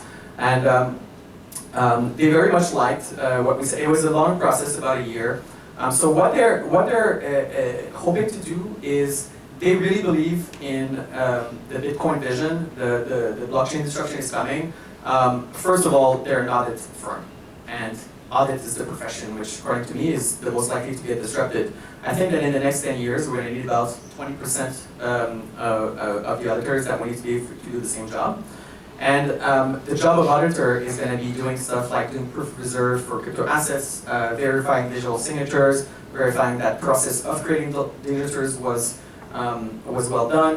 When you associate a legal identity to a blockchain identity, you need to kind of import that legal identity to the blockchain the first time. And it's even more important because once you're on the blockchain, then you can do pretty much whatever you want, or if you associate a key to a person or revoking keys. So there's the idea that the audit profession itself is like in a lot of danger. And obviously, I also kind of got known for winning the OSC hackathon with my project eStamp, which was doing cryptographic signatures and audit. And essentially, the reason why the OSC liked it is because we spent a lot of time analyzing their process for auditing the compliance and disclosure reports. And it took them 2 years to basically get all the paperwork and validate signatures, right? And it's going to take that's a lot of auditing man hours. So that's kind of their first, very obvious skin in the game is to keep their jobs and beat that 20%, But other stuff is that there is a huge demand for those services. I mean, the question I get most at the Bitcoin Embassy email is, how do I pay my taxes on my new ICO, which I paid 10 million on? What happened to me is I wanted to get a loan at the bank. I do have enough crypto assets to secure it, but I couldn't get them notarized or get them on the books, so getting assets on the books. So there's a lot of services like that that we don't want to do. And essentially, they have an advantage in the sense that firms that have a trusted brand can kind of bridge this intermediary step, right? So the reason why people like me can't really get through the first meeting with like a CEO of a firm and get to like a real project is because they don't know who we are, and we obviously don't have the same reputation writing as a large firm. So it really does bring trust to the market, and that's what the market wants right now. Thank you. John? Just Nothing. oh, Hi. Hi. One of the biggest things that drives innovation is the ability to pivot. Yeah. Organizations pivot when they Airbnb classic 3 or 4 pivot before they actually hit product market fit. Company does an ICO, raises 2 to 10 to 100. The ability or desire to pivot is probably not going to be there. I wonder if you want to comment, especially in Canada with Shred and the ability to actually fail often and often and often and still have money left over at the end of the day. Sure, so the ability to pivot, I call it the very short iteration feedback loop, right? So there's many reasons why an ICO can pivot. First of all, depending on how they do it, sometimes they just launch a smart contract, which can change later on. The fact also that when they raise funds from investors, they have specific objectives that they're supposed to be doing. But why would they pivot? What's the incentive to pivot? I mean, in the sense of an entrepreneur's biggest motivator is to increase market share and avoid bankruptcy. And it seems that in the ICO space, if you want to increase market share, all you need to do is more marketing. And if you want to avoid bankruptcy, all you need to do is wait a really long time and kind of blame the crypto space in general. I don't really see a lot of incentives for people, and the investors in. Yes, there is a lot of, the difference between ICOs and why I put softly is that people have skin in the game. They literally, they own a piece of that game. So it's not that there's market coercion by a government actor, which is causing these misaligned incentives. It's just really the fact that they get so much money, there is no incentive to innovate. The ICOs don't compete on services because none of what the ICOs are issuing is being used for anything. I don't really know of anyone that has paying customers, so they're not really competing for customer market share. They're competing for investor market share, investors like narrative, and they don't expect results for a long time, so you're competing on the narrative essentially. So narrative shifting is not innovation, it's just marketing. Any other questions? Thank you very much.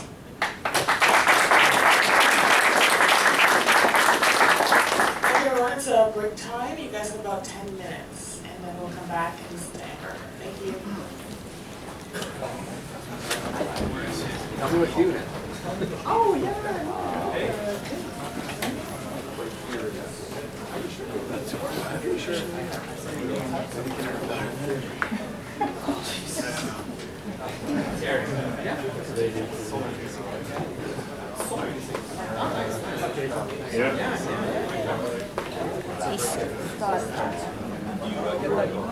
I did. Okay.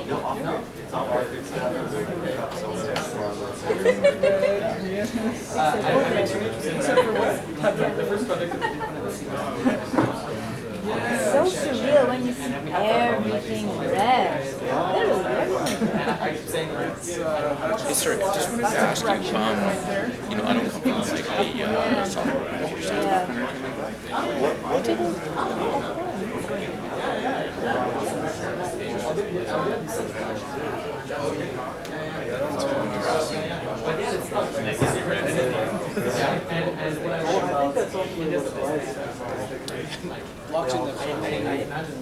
issues. The one that I was especially asking about. There's one that right now.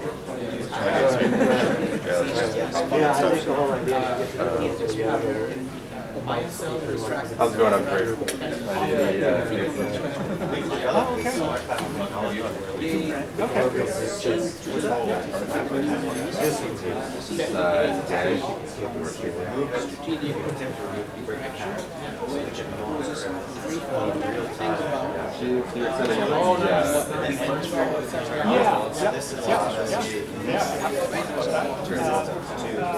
Okay, so it would be a matter of timing. Maybe what you can do is perhaps drop a video and say that. Okay. I may not be the best one to talk to as well, but yeah. Yeah, well, I would love to talk about all this. Yeah, sure. Sure. There is a particle forget that I'm actually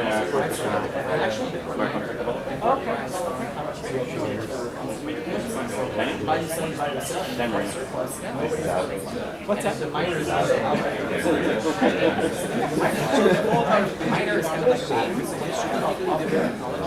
So you're making money. I live in Vancouver. Actually from the in a very general one more efficient is it's all about creating scale and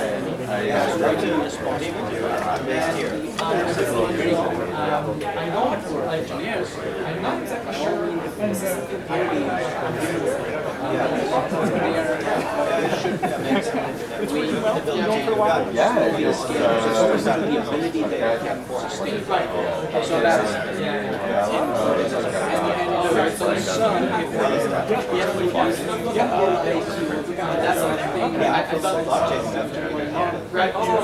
we are kind of missing out. So it's good.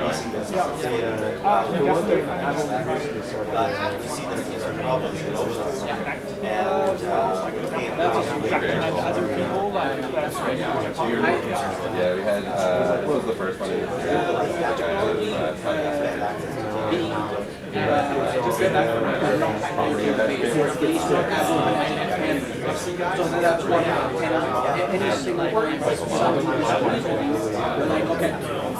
These are essentially, it's not framed, that's another point that I can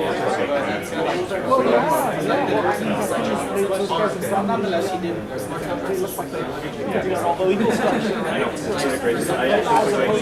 Yes, you're right.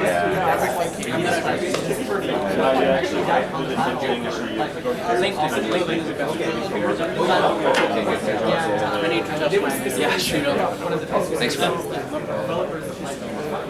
All these fantastic ideas to crash on the shoulders of rich companies that are able to but they're not very profitable, like ours. But it's not in the scale that together, right? Like that's the... It's actually very good that you didn't do that. Yeah, switching to like like a lot of really is. A lot, yeah. So the Rich, they talked yesterday was pretty big. For Rich talk, the last one yesterday. I was, yeah. Just Francis Cool. Did you interview him? Not yet, but Francis Cool. Yeah, probably the top one. It's 24. It's just crying.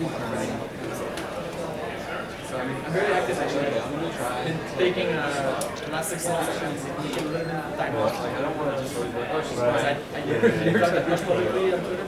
So if you want to follow like all the news, like I spend all the news too. Yeah, actually for a long time. You don't sit there and just try to. Yeah. I know it's the Quebec office. So the Quebec, the national office of RCGT is the investor.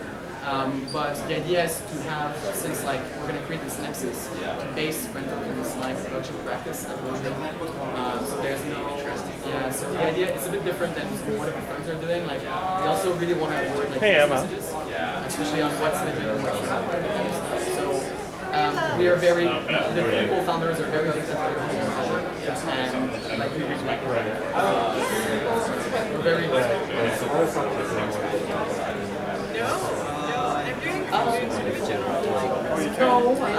we're not, like, we want to base the expertise and bring the experts here. So in terms of clients, yeah, they're like proximity so to Montreal, but I mean, we have proximity to Montreal clients, but we have never. It's the first time but I don't know how it's going to play out with the rest of the just because we're based in Montreal, it doesn't mean that I can, like, I booked my flight to come to yesterday.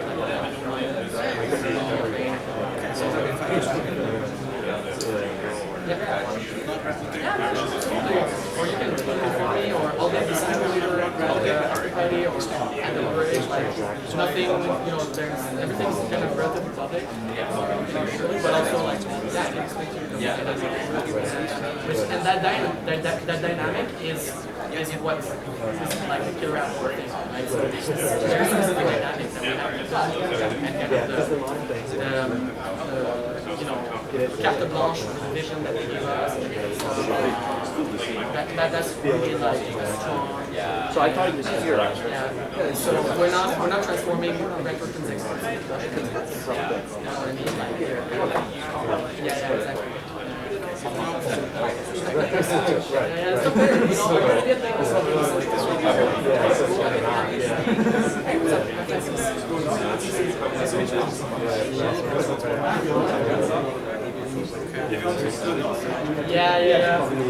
Yeah. And no, it's okay. I can just. The reason I was doing it was because to be honest, like I've been on the conference kind of goal, and like this is like my 8th conference and like the last. She's got normally I never read, but this time I was like, I'll just write it. My brain is like, I woke up in the morning.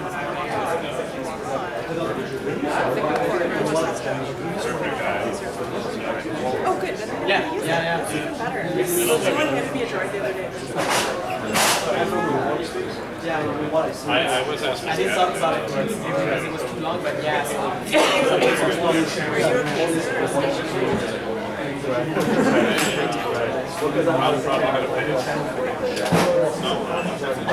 Good idea. Use semantic web. Yeah. So we're building something called database. No, I was just going to ask. So the network of experts that we're telling you about, this is our main product. So the crypto base, which is web of that's private. Yeah. But I think it's on. I think if you try to crypto base, maybe they talk about it with your. We didn't publish anything. I did, but perhaps some other project talk about it on the forum. So like really, it's one of the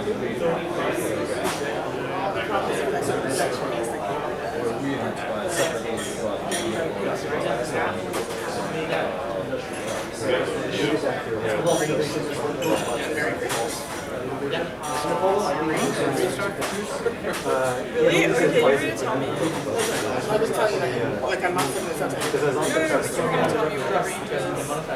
Yeah, I'm not sending it out. So you can walk. Keep going. Stop! Come back! Yep! Never worked because it was very top down. So to the chair. They had an algorithm actually to compute people's contributions. One chair? And Back. they had created the Go algorithm. Like, it didn't work out. Two there, one have, here. Like, So it's asymmetrical. open body network. This is like. That's okay. I have more hair on this side too. So one side has more chairs. Hardware. Now I'm like chairs, foundation. So it was literally like a DAO before Bitcoin. Open Meta Network is the general concept of, so yeah, it's the idea of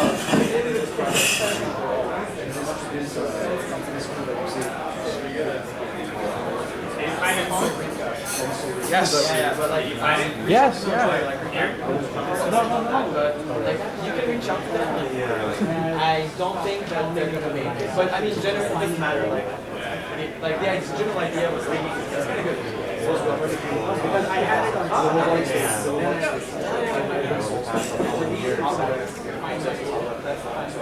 one side of the state, what is the best fit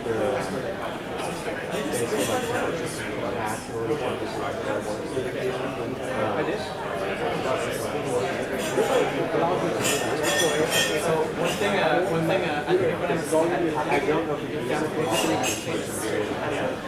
everybody I know. everybody stops at the front of and just started to put decorations right? And then the idea before we give them is this is something that like very simple there's a lot of work on some just to show people you know the potential of paying prices directly with the cat here. So like there's like a live stream of our cat office. So whenever you want to give a candy, like just and then and then, you know, so just like at Essential, I think they have a beer machine which is integrated with so these are like super interesting stuff. I mean, before putting it like this, they just like just that recognition. It's not that like someone like now you know was like before you saw it. Of course, but it's all that everyone does about machine learning.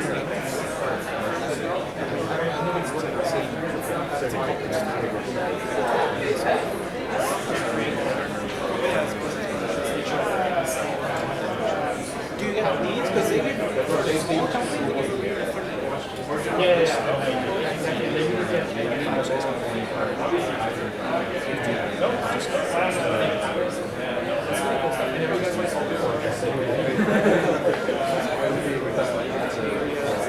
Oh, okay, okay. There's also a oh, really? So what are you doing here? I actually did it here. Ah,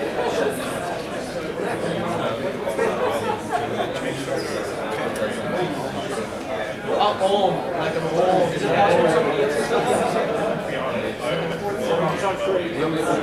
and this is thanks for helping us. It's some money, okay?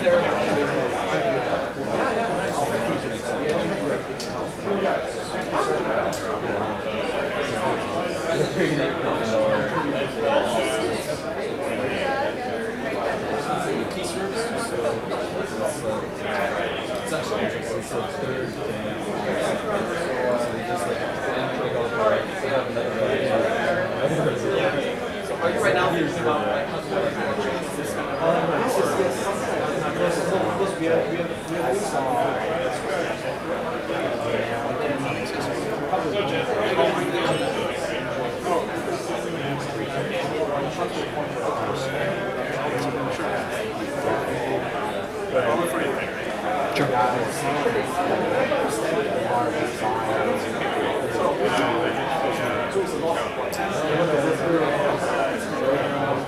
and also the development, like how you know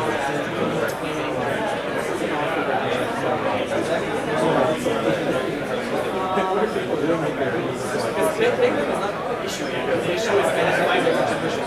So like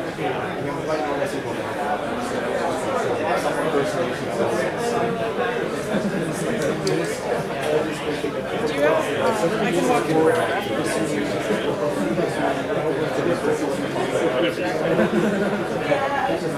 was thinking if you're a little bit further back, then you can see what's actually people in there. Yeah, that's what I was thinking, is that I might walk through one of these.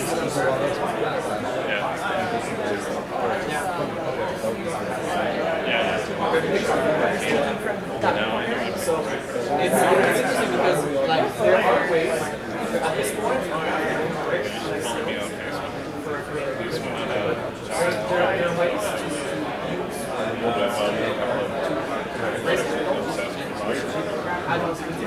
but like my philosophy is very clear now is that the token whichever token you use has nothing to do with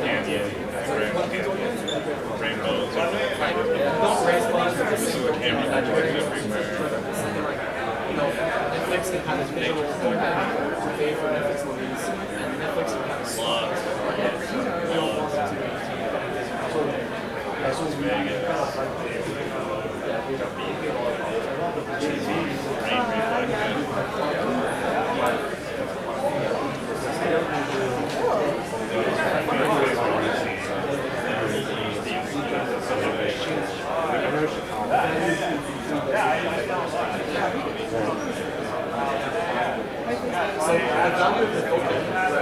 done on connectivity. One of the big problems is guys like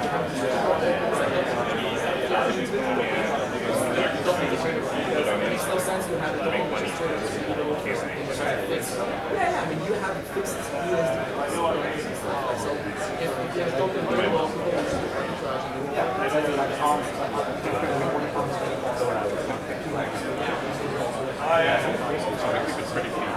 I always feel like you guys are so that let's say that I'm an investor, I have two choices. I have one model where you're gonna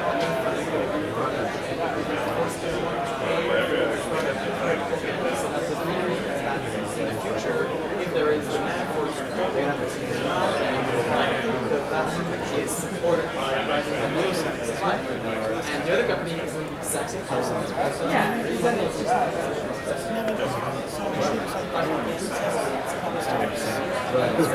so there's like really nice ways to get together. He has a talk to raise money. I'm sorry. No, right.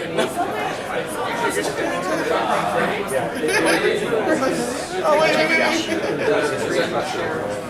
Interpretive dance at the ADI Summit by Bilal and Amber.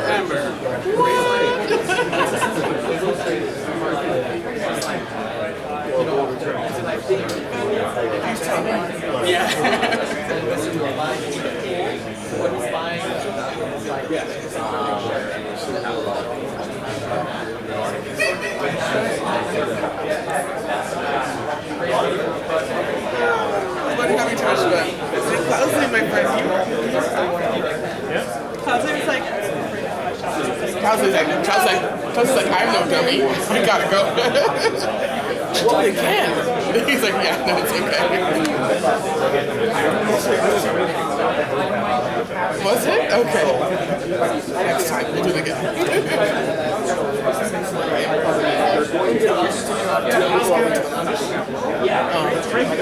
Yes, exciting time. Do you know what caused the big correction last night?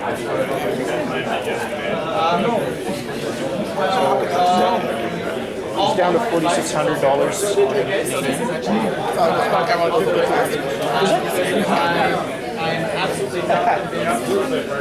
Have you happened to seen the guys using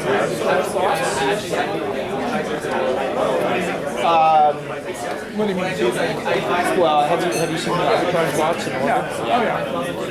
These are just printing money. I've been at the Arbit Corp, Joseph David and James Grant, and that out of Ottawa. There's not much to it, and it bings every time they make money. It just goes bing, bing, bing, bing, bing, bing. I don't know how I guess it's probably, it doesn't make you sound, it can't make you unhappy, right? Lots of arbitrage. What's that? I say there's lots of arbitrage opportunities. Yeah, we couldn't figure out how to get the cash clear, like the coins, no issue, but those guys are figuring this out with big enough pools. Well, all of those circuits change all the time, so you have to be on top of that. Yeah, when we chat, are you interested in water projects at all? Like social development projects? You said you were interested in not-for-profit space? Well, I mean, I feel I have that stuff sorted out for me. I say I feel I have that stuff sorted out for me. But I mean, yeah. I went back and I was thinking last night. And our night a couple drinks, right? But I was thinking, I went into public life and started looking at justice issues. And there's a ton. But the one that really, there's only one thing in Canada that really bothers me, and that's lack of clean drinking water on these roads. I'm disgusted by it. It's 2017, right? And I don't know who's dealing with this. And you know Dean Condon? The guy that invented the Segway? I do know. Actually, I know what you're about to say. Yeah, the slingshot. I wrote him because it's a particular problem in Saskatchewan. Right. And I mean, his response, unless I'm wrong, I'll only do this for $2 billion. No, his response was nothing, right? Right? And his public response is, I have the technology, I can do this, but I only do it for $2 billion. That's my understanding. I have no idea, but anyways, I liked the program that I watched. I don't know if you've seen it, Slingshot. So it's a story about him and how he came about to do this. You know, it took 3 years to design this thing. Look at the size of like 2 Coke machines. But I love this. It's the answer because you don't have to be infrastructure manager, right? In the house, like fridge. Yeah, well, I mean, well, they're not expensive. They're $2,500. Yeah, and then what about maintenance? Well, I don't know about maintenance. They do 1,000 liters of clean water a day out of anything that's. Yeah, you'd have to have it. Anyways, so I just got what I got from the movie, but that. Okay. So, we'll catch up at lunch. And every single time, every single number, and yes, exactly, number of connections, there's a whole bunch.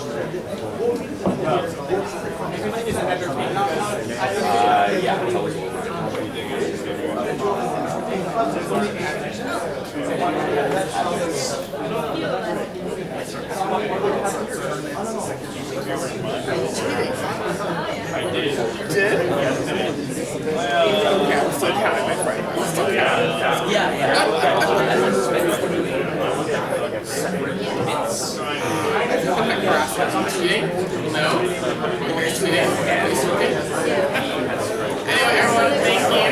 I just want to have a seat, that'd be great. Thank you, guys.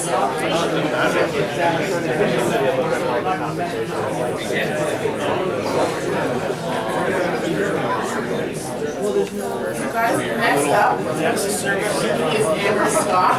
She is Chief Compliance Lead. She's a founder and Chief AML Ninja of Outlier Solutions. And if you guys were here about 5 minutes ago, you missed the interpretive dance that she was doing with Bilal. I know, right? I almost feel like they should do it again. It's okay, guys. It'll be on Twitter later. I kid you not. Anyway, so Amber's a compliance geek who fell in love with Bitcoin when a friend and colleague asked her to data risk assessment. She's been a compliance geek since graduating from the University of Waterloo. I'm editing her really amazing bio that you guys can read online. We can skip that if you want. Oh, I feel like I'm a huge geek. I love compliance. I love Bitcoin. I'm not reading all of it. Okay, yeah. Across all the stuff? Okay. If my bio is not the most interesting thing or is the most interesting thing going on up here, I'm failing tremendously. Okay, very good. Well then, let's just change this up. Everybody, say hello to Amber. Amber. So in true Kanye style, I'm gonna sort of do a little bit of like everything I'm not, maybe everything I am. So I'm not a lawyer, not legal advice. Nothing I say should be considered legal advice. I have lots of other character flaws, I assure you. I know a lot about the government and how government works. That's how part of what I'm going to be talking about, but I don't represent any government agency, including law enforcement. So if, like, the first time I spoke at the Bitcoin Expo, you're planning on writing a big blog on why the hell is there a compliance person up here and is she a shill for the government, the answer is no. This presentation doesn't represent the official position of anyone other than me. And if you have questions about a particular situation, especially because I'm going to talk about some things like AML and KYC, so if the question is, yo, Brian Smith did some really suspicious stuff, should I report it to FinTrack? Just come and see me after. Don't ask me in this forum. I totally will help you answer that question, but don't ask it in a semi-public forum. So I'm going to start with just talking about tension, because I think we can all agree that there is generally some tension between regulation and technology. This isn't unique to the blockchain space. This isn't unique to Bitcoin. I think this is something that we see everywhere. But in terms of speed to market, we want to get out there, we want to get stuff there fast. Technology lives in the fast part of this 2x2 model. And in terms of universality, can I deploy my app to the entire world in the press of a button? Hell yeah, I can do that. So it's fast and it's everywhere. The issue with regulation and where regulation lives is that it's in a completely orthogonal quadrant of this model. Regulation is slow. So it's slow to change. It's slow to figure out what the hell it's doing with anything that we're doing in the tech world. It's slow to adapt, and it's local. Just because you're doing something that works in Canada doesn't mean that it's going to work in China, doesn't mean that it'll work in Israel, doesn't mean that it'll work in India. And so from a regulatory standpoint, even though you can deploy something and it's instant and it's everywhere, that doesn't mean that every government is going to be okay with it. And then here's the fun pain point that I always talk about in terms of regulation itself. So when we're talking about compliance, when we're talking about that stuff that you have to do practically and tactically, there are a couple of things that you have to think about. Does it effectively mitigate your risk? So if the reason that I'm supposed to be doing something is to prevent money laundering or to prevent terrorism, does it do that? And then does it meet the requirements, so those legal requirements that are set out where it says I must do A and then B and then C? Every now and again something does both. Mostly this quadrant is like the Easter Bunny or the Tooth Fairy. Like it's fantasy and it's really fun to engage in, but it's not where you're going to spend most of your time. I'm super sorry. It's something that I encourage regulators, and if there's anyone from government here, this is what we need to strive for. Most of the time, if we're doing everything we need to do to meet our regulatory requirements, we still have to do some stuff in order to protect ourselves from a risk perspective. And every now and again, we buy a solution that does neither one of those things, and that's just garbage. And there's a lot of those. There's a lot of those for sale. So I'm going to talk a little bit about just regulatory compliance risk. So just that stuff that you have to do. And there's a lot of bad advice out there. There are a lot of bullshit artists masquerading as global practitioners.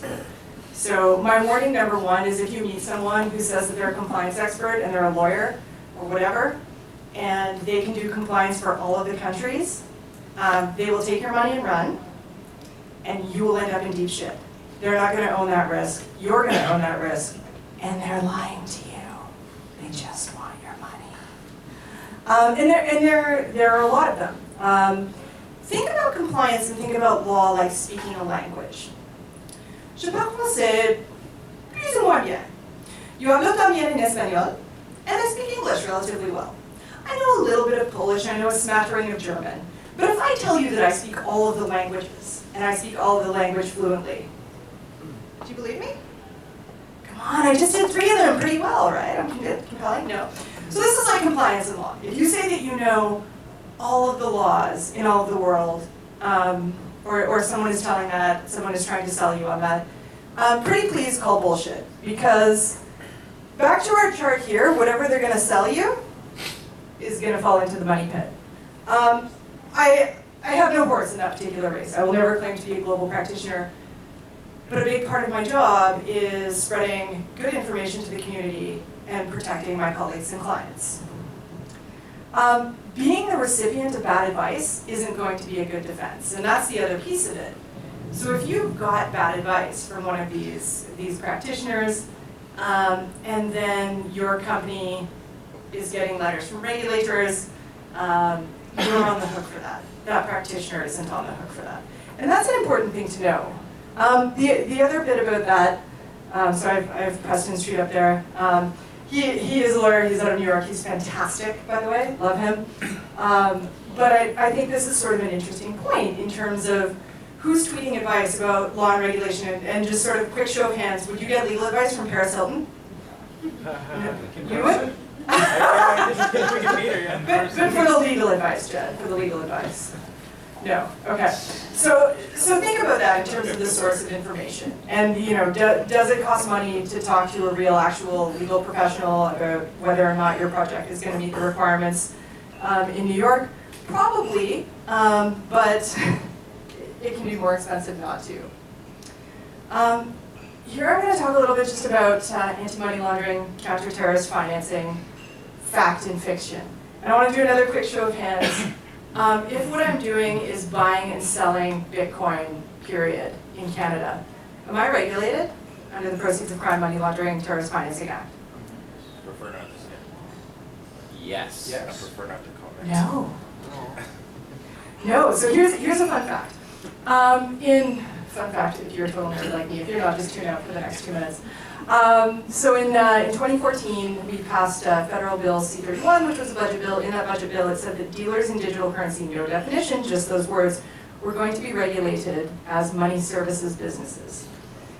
Before that happens, we need a couple things to happen. And one of them is that the Act needs to be amended with that definition of what a dealer in virtual currency is.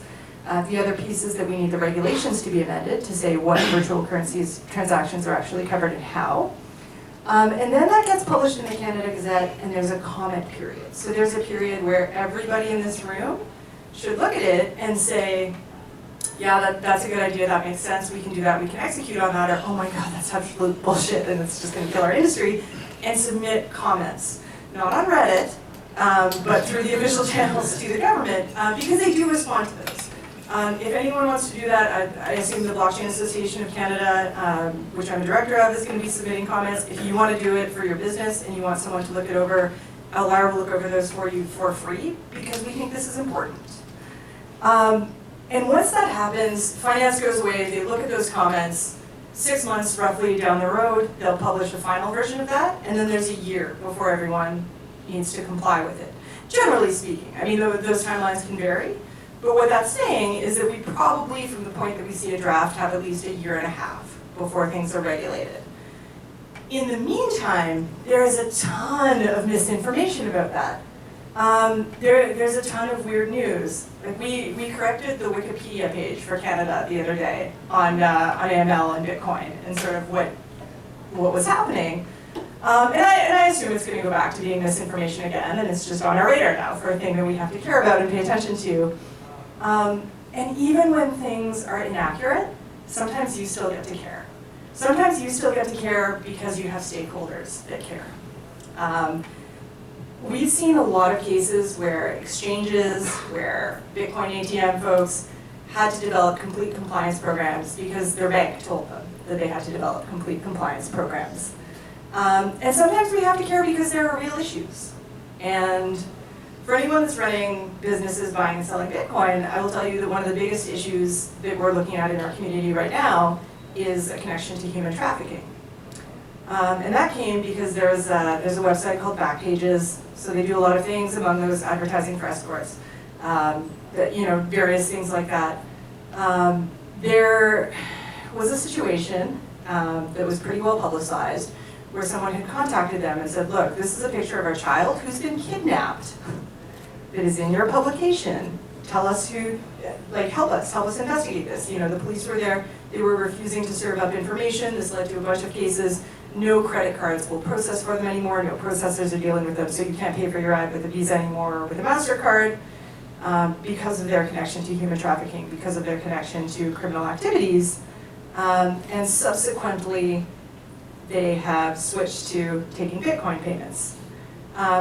Those are things, I think, the more you can be simply aware of the fact that human trafficking is real, it's awful, it's happening in this country. And if you see a situation that you think could be related to that, by all means, document that. Even though you're not a regulated entity, you can submit something that's called a voluntary information report. So this is you sending a report to FinTrack, who is our financial intelligence agency. It's a web form where you can say, hey, this happened, get this information to law enforcement. Here's what we know about it.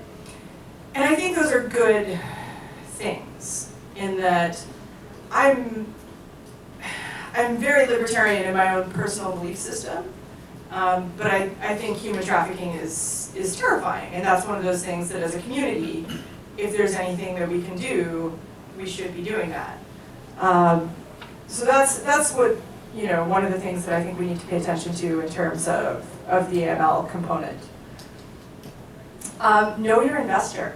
So this isn't something that you're compelled to do, and here I'm talking about, for all of the startup folks in the room, when you have someone that comes to you and is saying, hey, I've got this money for you, there are still some controls that you have in place.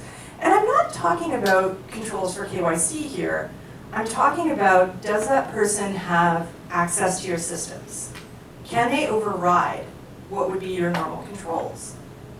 So if I give you $100,000, and that's my initial investment in your project, and then your project is doing something where maybe you're sending money, maybe you should have some sort of KYC around that, and then I call you up and the person on the phone says, you know, hey, Amber, we need to get your ID and we need to get this and that to do this transaction. And my response is, do you know who I am? I'm an early round seed investor. If you don't do this transaction for me right now, I'm going to call your CEO and you're going to lose your job. Da da da da da. That's a problem, right? Your staff needs to be trained that even though someone's an investor, it doesn't give you these exemptions. Does anyone know what case I'm talking about here, by the way? This is a thing that actually happened. Ripple Labs. So they had a huge fine in the U.S. And part of it is that someone who's very well known in the Bitcoin and blockchain world was an early investor in Ripple. And he called them up and he wanted to move a bunch of tokens and he said, do you know who I am? This is who I am and you're going to do this transaction for me. And that was a big part of their fine, is that they hadn't done appropriate KYC. So, you know, understand those things. Understand who your investors are. Understand that you have to apply controls even if someone's giving you money. Understand that if something is too good to be true, it probably is. So we've had some really fascinating investors, even in the Canadian context, in various Bitcoin and blockchain startups. And these have gone from known fraudsters to Canada's most prolific counterfeiter, who is now back in jail, and I think the projects that he was working on have mostly been shelved, which is unfortunate. Some of them were actually sort of neat projects, but be aware of that if you take on an investor whose money comes from criminality, that can affect you and your project as well. Enter privacy. This is where I get to make a lot of folks, I think, probably a little bit sad. There's something called personal information, and that essentially means anything about me as Amber, anything that identifies me as a person that we need to treat a little bit differently than other information. So when you look at the Bitcoin blockchain, it's pseudonymous. So you can see everybody's transactions. It's there, it's public, it's immutable. But there's not information about Amber. My driver's license number isn't on the Bitcoin blockchain. My picture isn't on the Bitcoin blockchain. But what happens when we start getting those pieces of personal information on a blockchain? And what happens when that blockchain is public? What happens when that blockchain is immutable? How do we store this information? Where is it stored? Europe has just come out with some fascinating rules in terms of data storage and data protection and where data needs to be housed. Where is a blockchain? Where does Bitcoin live? Anybody? In space. On a blockchain satellite. But I mean, it's a fascinating question when you get into jurisdictional issues like that. And these are things that you have to think about in terms of your project.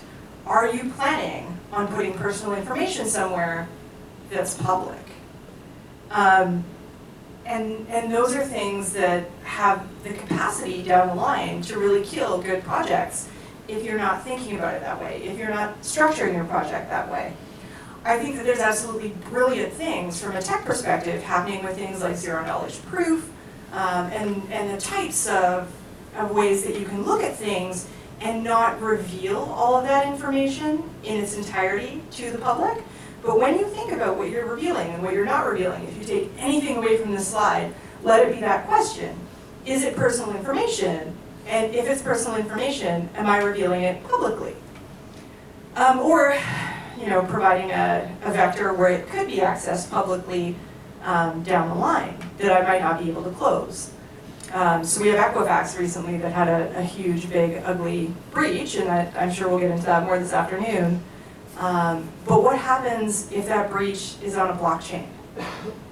So what happens if the way that I can access that information is by accessing something that's public and immutable? Now I have all the information. And everyone has all the information. And that's a little bit terrifying. Securities, and again, I have no horse in this race. I don't do ICO advisory. For the most part, ICOs and what they need are about securities. They're not about the type of work that we do.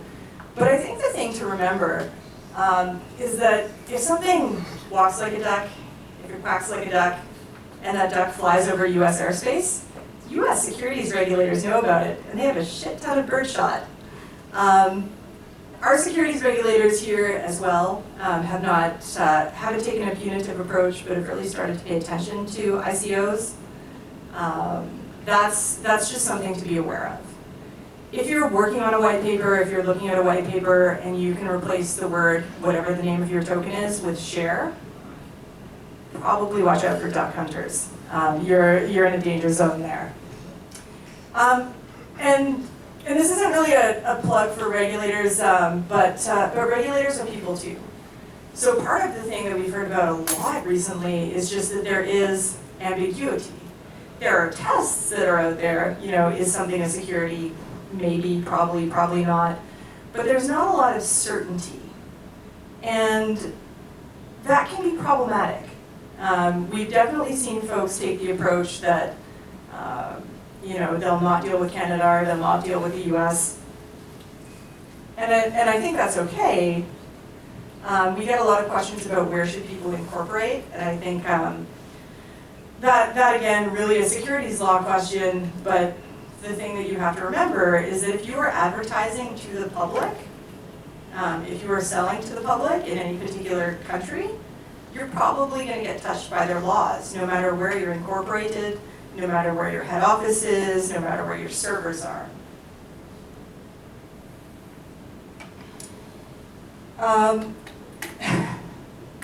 And so the final one from a risk perspective, this isn't really about compliance risk. And I'm not going to ask for a show of hands for this one, but I'm willing to wager that a lot of people in this room, especially if you've worked on a Bitcoin startup and then you've gone to a bank, have had some trouble accessing basic banking services. And I'm sorry for that, because that is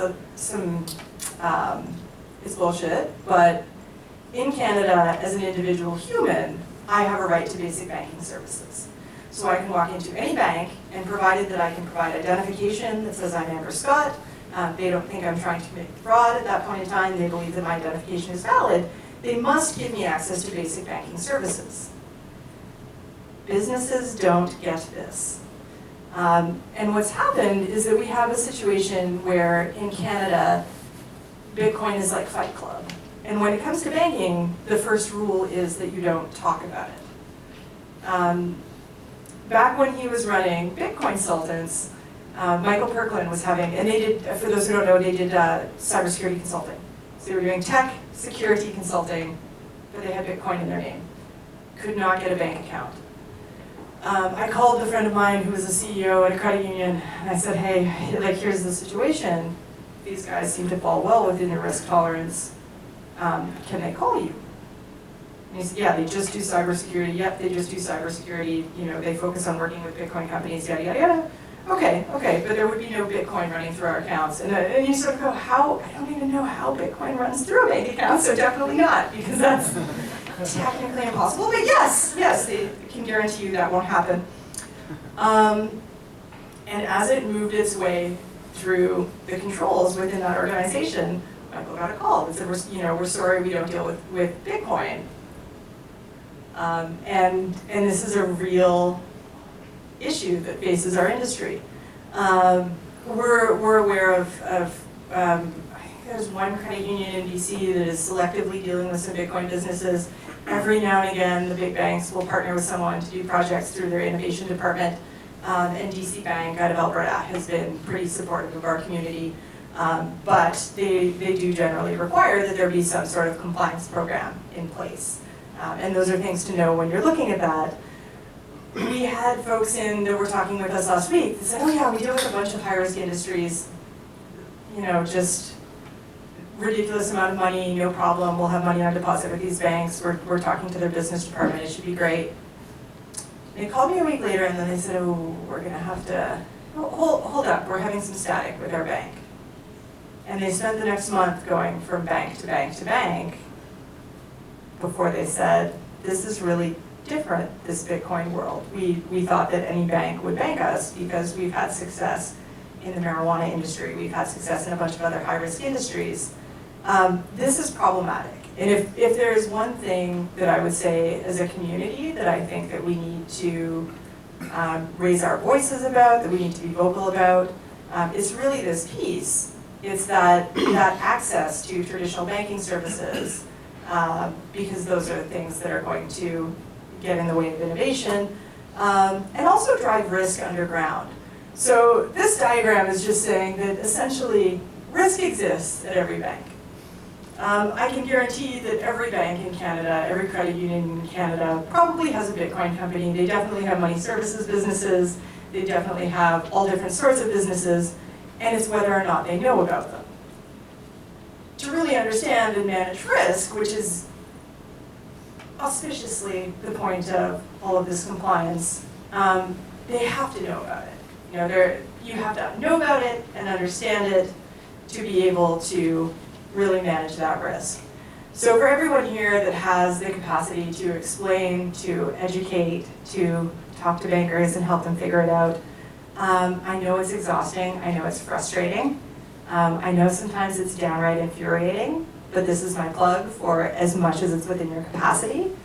Please do that thing, because it ultimately helps all of us. And that was it for me, but I will, do I have time for questions? Yes. Beautiful, I will take questions. Is there a way to corral our voices as a community to influence some sort of policy decision? But it's just so hard to get in touch with anyone who makes these decisions. There's a litany of gates to go through and get back to you later, 6 months later, nothing.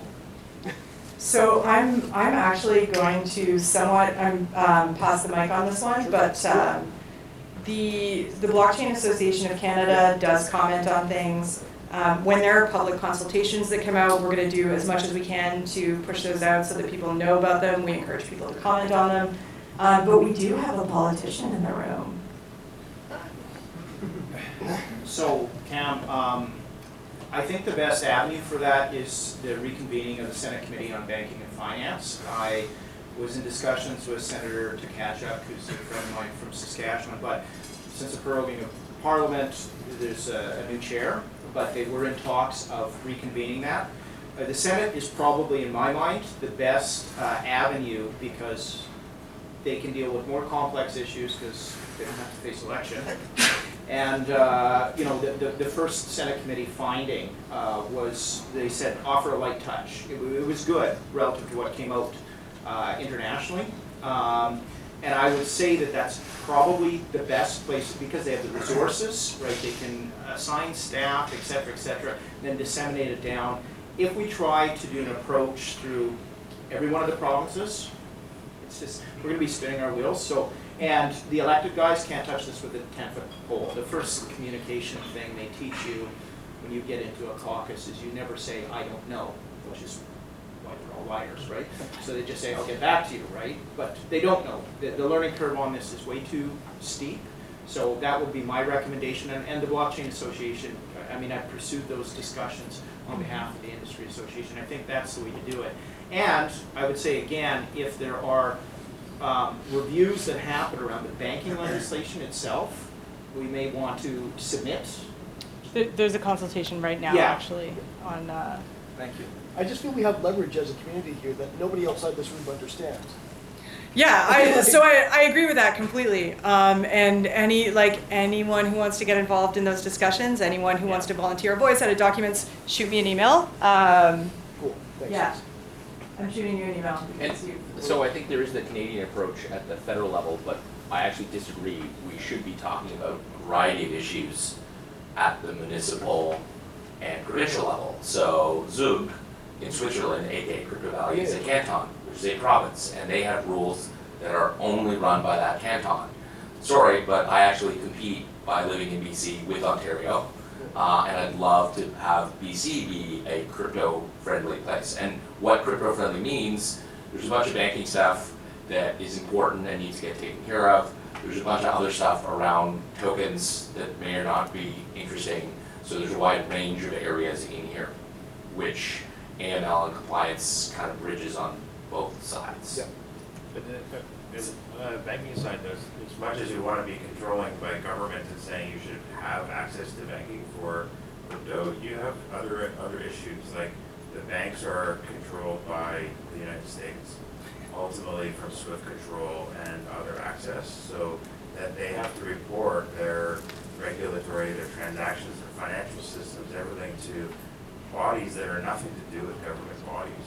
So if you have an account, you're trading, and they know you're trading and buying and selling Bitcoin, that they don't fully have any KYC AML abilities, they're going to report this to their financial associations, which has far more control than anything to do with government control, or whether or not the BC government or Ontario government or anything else says you should have an account.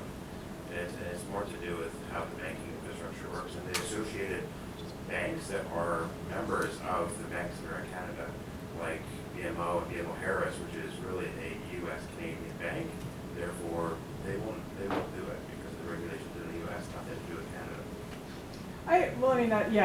That's not just the U.S. That's also And the like the places Financial too. Action Task Force We're not and sort getting- of what we're we not all have to getting do here. collectively. Yeah. So I just wanted to add like another angle from that as well is when we look at some of the solutions that can be built on top of blockchain, decentralized solutions, this is potentially a huge area for that.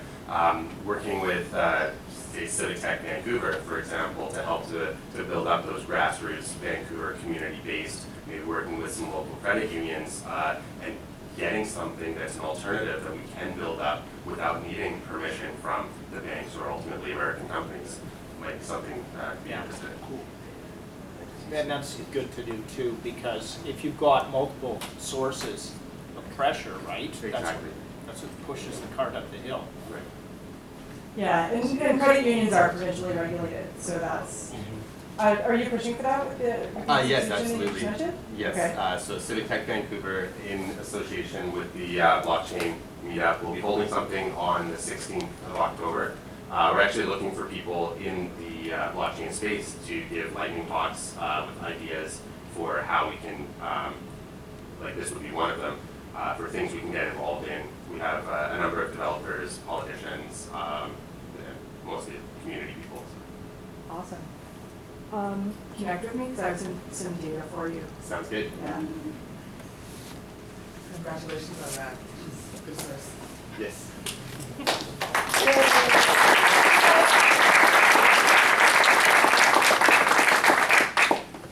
Excellent. So next up, we have Cloudsley.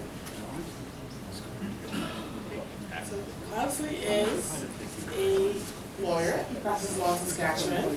And Cloudsley's claim to fame, which is an amazing one, is that he's the first lawyer in Canada to successfully represent a Bitcoin company against the Securities Commission of Saskatchewan.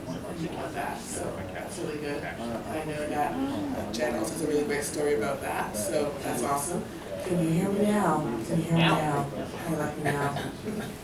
So anyway, I was going to say welcome, Cloudsley, and here you go. Oh, I think I have this mic. Okay. I think I have to press a button to turn it on, but I'll open my laptop first.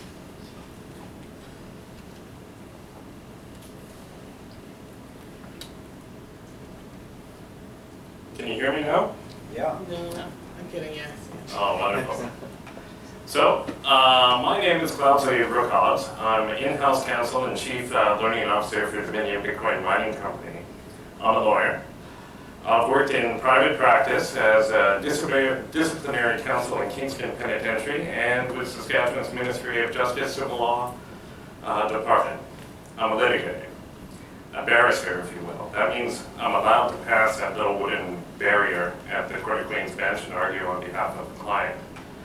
I'm also an artist, and I was a resident artist for the University of Regina in 2016 and have done several published courtroom sketches.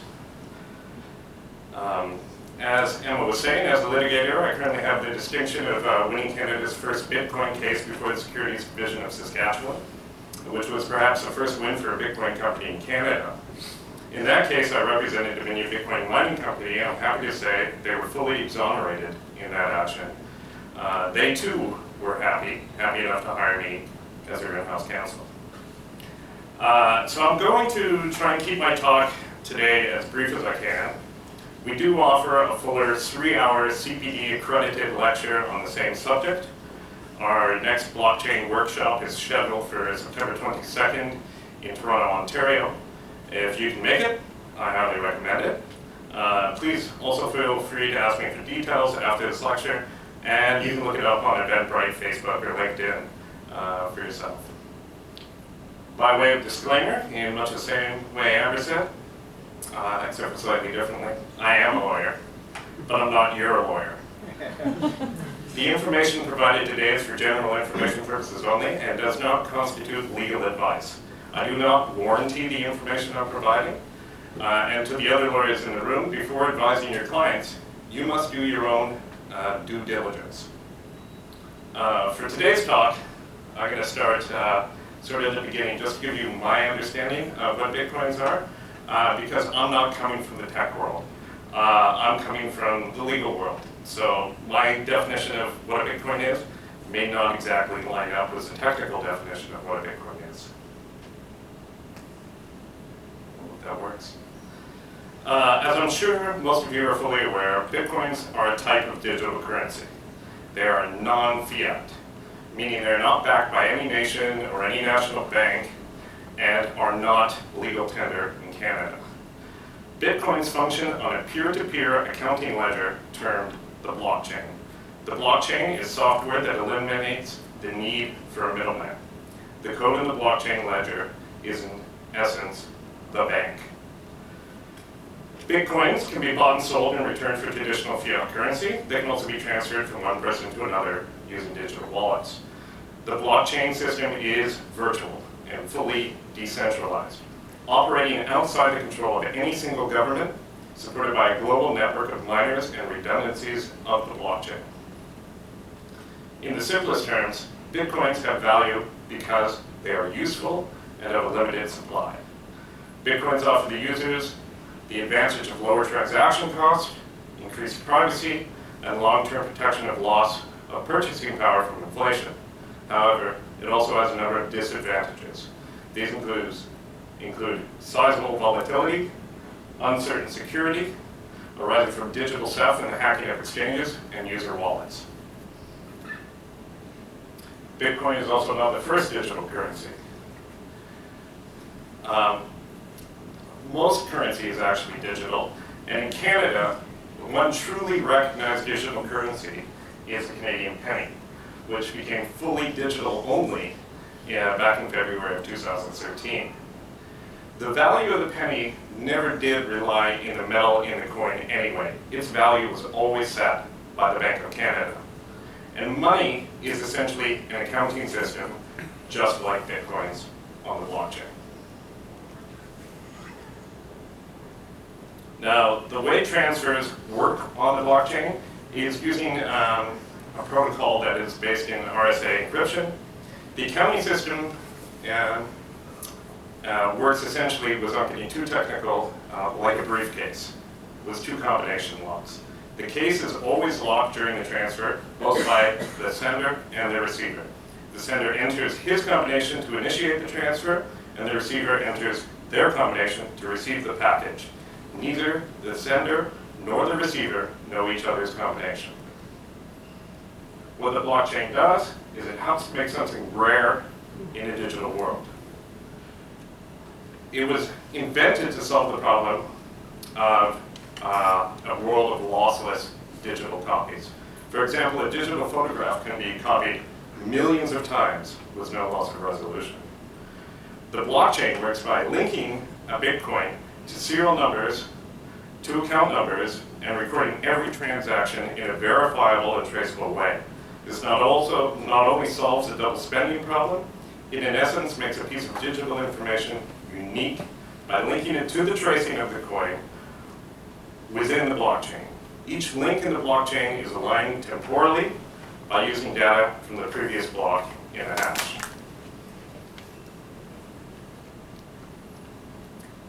So this is where you can tell I'm not techie.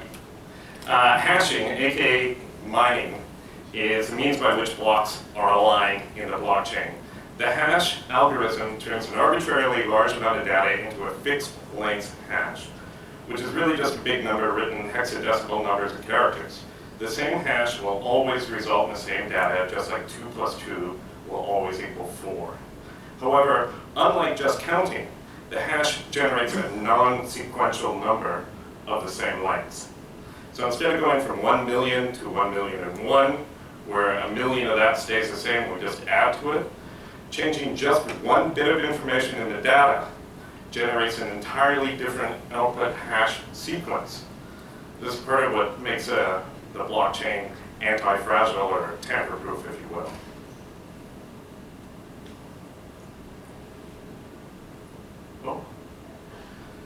So those are the basics. Now getting to the law. The biggest legal riddle yet to be resolved is how Bitcoins are going to be defined. Are Bitcoins going to be legally defined as money or a type of property? The legal definition will determine under what set of laws Bitcoin activities should rightfully fall, and who has the correct jurisdiction, be it the provinces or the federal government. That determination will have a massive effect on how Bitcoins and other digital currencies are regulated. For example, anti-money laundering law is federal law, and it applies to currency, but not to property. Property falls under provincial jurisdiction. Further, how property is treated in the law differs from money in other ways. As Andreas already explained, the anti-money laundering legislation and regulation to a certain extent, and fintech, I'm going to skip that. And I'm going to just keep going on the issue as property or money debate. For an answer to that, we can look back at a 100-year-old case of Moss v. Hancock. This was a case about a restitution order involving the theft of a coin. The coin was an 1887 5-pound British coin that had never been circulated. It was given to Moss as a gift from the Gold Consortium, if you will. And the restitution order in this case hung on whether or not that particular coin was a collector's item, e.g. property, or money. If it was money, he only gets an equal amount of money back. If it was property, he could get that exact coin back. And this is also the case where the butler really did it. The butler stole the coin and exchanged it for 5 sovereigns and got caught shortly thereafter. In the court's decision, Justice Darling adopted these words to define what money actually is in a legal sense. Money, that is that which passes freely from hand to hand throughout the community in final discharge of debts and full payment for commodities, being accepted equally without reference to the character or credit of the person who offers it, and without the intention of the person who receives it to consume it, or apply to any other use other than to tender it to others to discharge debts or as payment for commodities. A conflicting aspect of this case is that the coin in question was, by royal proclamation, actually a current coin of the realm. But they found it to be property in that circumstance. So, for Bitcoins to be considered money, they too must pass freely throughout the community, without liens or encumbrances upon them. They must be accepted to be used to buy things and to discharge debts. This is a feature Bitcoins sort of have. The blockchain technology assures no double spending, the finality of transfers from one hand to another, but it cannot yet pass freely throughout the community at large, as only a tiny percentage of the population has adopted it. So like a prized Magic the Gathering card, it can be used to discharge some debts to the right person, but not all. Not everyone will accept a Bitcoin yet. Banks do not yet accept Bitcoins to discharge debts. The fact that banks do not accept Bitcoins is one of the major hurdles in them not fulfilling the legal definition of money. Bitcoins will have to be far more widely adopted before they can meet Justice Darling's definition. But that's only one of the cases on the subject. Another case is a matter of the funny money in Alberta. This case deals with the social credit movement that arose under the Depression in Alberta. In the 1930s, in Alberta, the so-called, or so-cred government led by William Bible Bill Everhart issued its own money, and along with it came a political promise of $25 a day, or sorry, $25 a month for every Albertan over the age of 21. This radical monetary reform wasn't the only platform that also made laws. They also made laws to block fake press and other issues. Needless to say, the federal government was unimpressed and immediately took steps to constitutionally challenge these new Alberta statutes at the Supreme Court of Canada. In R.E. Alberta Statutes in 1938, the Alberta statutes were struck down. And in that case, they added more factors to help define what money is, finding that not all things meeting the legal test of what money is so you can still meet the test of what money is, but still not be considered legal tender. So even if Bitcoins become widely accepted by the banks and the public, they may not still meet the test of being legal tender. In reaching that conclusion, the Supreme Court of Canada said, a banker has been defined as a dealer in credit. True, in ordinary speech, bank credit implies a credit which is convertible into money. But money, as commonly understood, is not necessarily legal tender. Any medium which by practice fulfills the function of money and which everybody will accept in payment of a debt is money in the ordinary sense of the words, even though it may not be legal tender. And referring to the Alberta statute, this statute envisions a form of credit which will ultimately, in Alberta, acquire such a degree of confidence as to be generally acceptable, in the sense that bank credit is now acceptable and will serve as a substitute thereof. So again, in this case, the most relevant factor for Bitcoins is how widely accepted the funny money is. The requirement for this case is that you have to hit general acceptance to the point that it serves as a true substitute for legal tender within a defined legal jurisdiction, in this case, the province of Alberta. Now, in a more recent case, a US judge quipped that Bitcoin has a long way to go before it can get there. Much more recently, in the Mt. Gox case, which was a bankruptcy case out of Japan and certified in Ontario in Orbiter, the court called Bitcoins a digital currency. But that statement made in Orbiter never found its way into the decision, so that doesn't give us any sort of definitive definition so far. Now, moving on to tax law.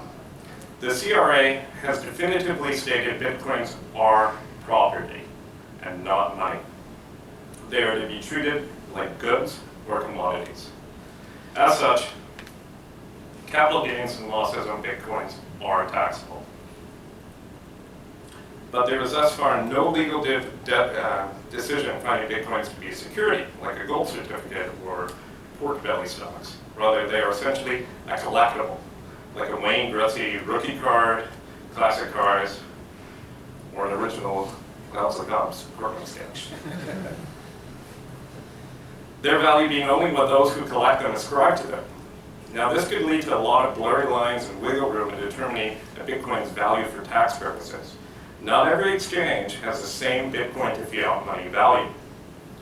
Further, while the CRA has given some guidance, they haven't solved the problem, not fully. It's not clear whether the CRA will demand sales tax on the purchase of a Bitcoin, or if we should treat it like a cash exchange and then only charge GST on the exchange fee charged. The American IRS has also defined Bitcoins as property and not money. On March 25th of 2014, the United States Internal Revenue Service announced that Bitcoin and other virtual currencies would be taxed as property. According to the IRS, virtual currency does not have legal tender status in any jurisdiction. Therefore, virtual currency is treated as property for U.S. federal tax purposes, and general tax principles that apply to property transactions apply to transactions using virtual currency. Now, the IRS's choice of the term virtual currency instead of non-fiat virtual currency is troubling to me, as a lot of American money isn't actually in print, and it really is just virtual currency on bank ledgers. So the IRS statement has created a little bit more ambiguity than it solved, and is likely to lead to some unusual and unintended consequences.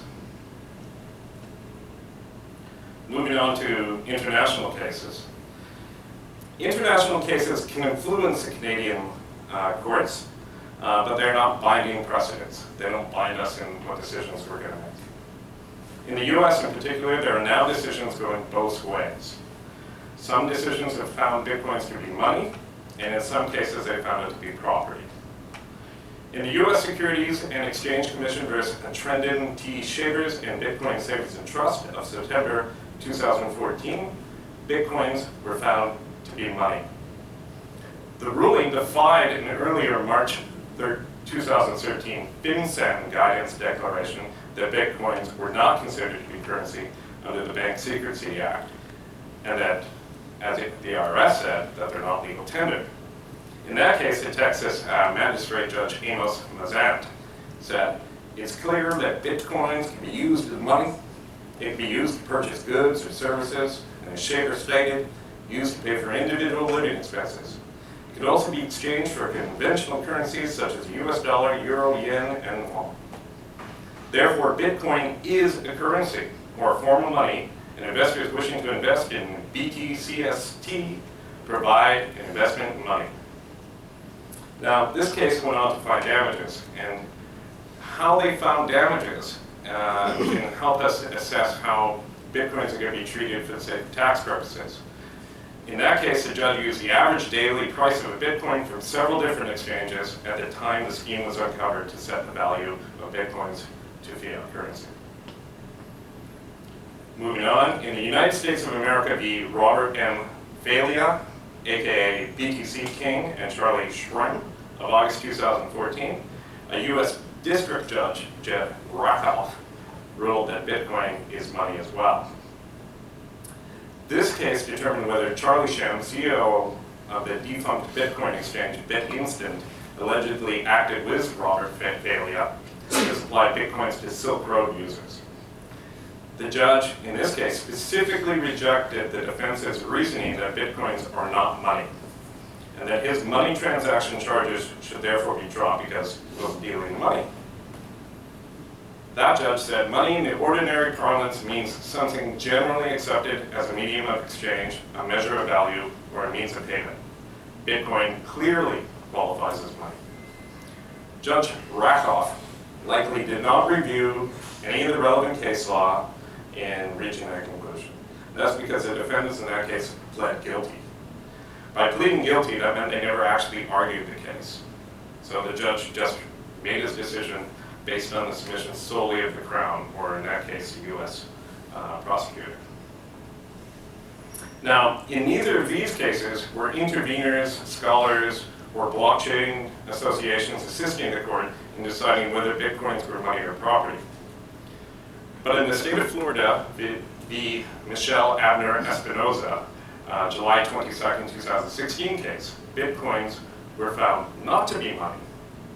And Bitcoin exchanges were also found not to be money service businesses.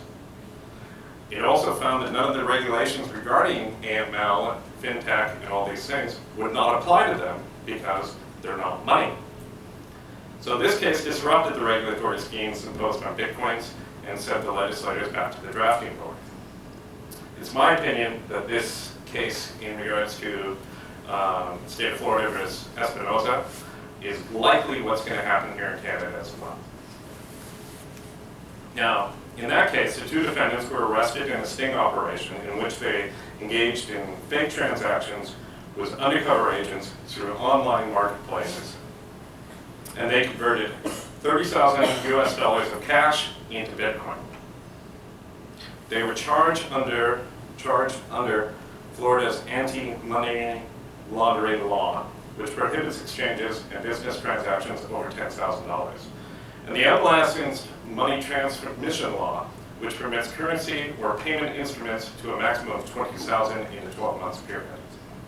The money laundering charges and all the other charges were dismissed because Bitcoins were found not to be money. In part, that court relied on the prior IRS guidance statement that I mentioned earlier. It also relied on some of the prior court precedents, similar to the ones that we talked about in Canada. And it also relied on the statute's own internal definition of money. So when it comes to how these regulations are going to change in Canada, it's not simply changing a single act by a single department. They're going to have to line it all up with every aspect along the way. And so in conclusion, I just want to say that, globally, regulators are increasingly scrutinizing how virtual currencies and Bitcoins relate to their mandates. Most are opting to claim jurisdiction, whether or not they can ground their opinion in common law or the Constitution. What's going to happen then is it's going to have to end up in the courts for a final determination on those issues. Law enforcement agencies have had to confront criminal hacking of Bitcoin wallets and kidnappers, both real and cyber, to determine that have demanded ransom payments in Bitcoins. Moreover, the Department of the Treasury of the USA has stated that terrorists and criminals are embracing Bitcoins. So there is both real reasons and public pressure to find a way to regulate Bitcoins. The big question as to how Bitcoins will be handled remains somewhat unknown and hotly debated. But the takeaway I want to leave you with is the importance of a blockchain association's ability to influence the courts. The act of the Blockchain Association in the US, submitting an amicus brief, in that case in Florida, reversed 2 prior decisions that were virtually identical. That's the same sort of thing that can happen here. And I think it's incredibly important for the Bitcoin and blockchain industry that they get an association together to represent their interests and that are capable of funding lawyers to fight cases on our behalf. And those are all my statements. Penny, any questions?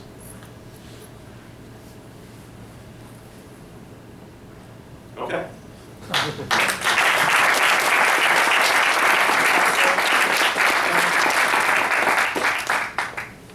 Oh.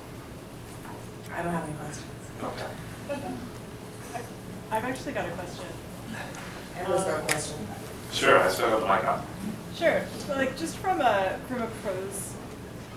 pros and cons perspective for businesses. So if you're looking at exchanges, if you're looking at folks that could auspiciously be considered dealers in virtual currency, however we decide to define that, what's the pro-con situation in terms of being money versus not being money?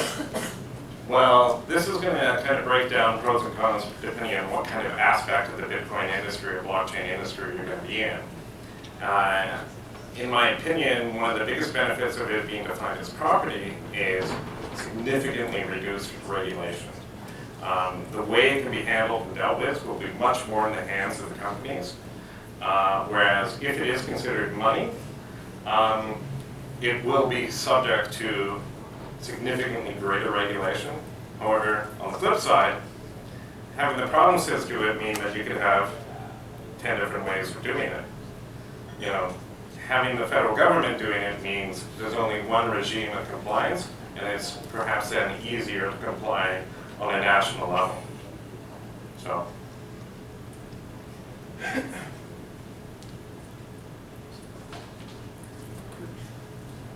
Okay. Thank you.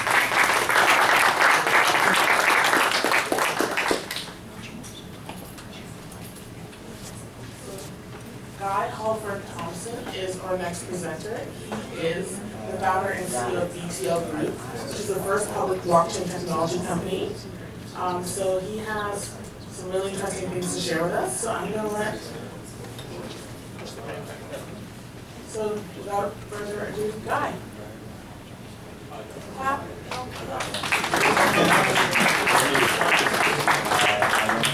It's great to be here. I lost yesterday and this morning. We've got some really great folks. We've seen a little bit of history of blockchain, some opinion on it, some great talks from some companies in space. What I want to talk about today is, we have all this interesting innovation and opportunity, but how do we actually build a business and scale into this space? So my name is Guy Halford Thompson. I've been in this space about 7 years. I guess just by a quick show of hands, so 2010, how many people were involved in Bitcoin in 2010? Julia Vancouver, a few, I think some faces I recognize. 2012, anyone? Yeah, so yeah, I think I got into Bitcoin in 2011. I think back then it was still around $50. There was right when the industry was starting going, we were starting to see some exposure. I remember a famous event in Vancouver, 2013, I think maybe, when the ATM went into a coffee shop just up the road here. I'm sure anyone in this room, was anyone at that event? Yeah, a few people there. So Vancouver has a lot of history in this space, and we've seen it develop over the years. And it's an incredibly exciting space to be in. So 2 years ago, I founded with my brother a company called BTL. BTL is a blockchain technology company. We're focused on how we apply blockchain to big enterprise problems. So I've moved somewhat away from the cryptocurrency world to focus on how do we take this amazing technology behind Bitcoin, behind other cryptocurrencies, and how do we apply that to traditional enterprise challenges. And what I've realized over the last couple of years in building BTL is that ultimately that's a problem of scale. It's how do we scale the technology, how do we scale the business into that.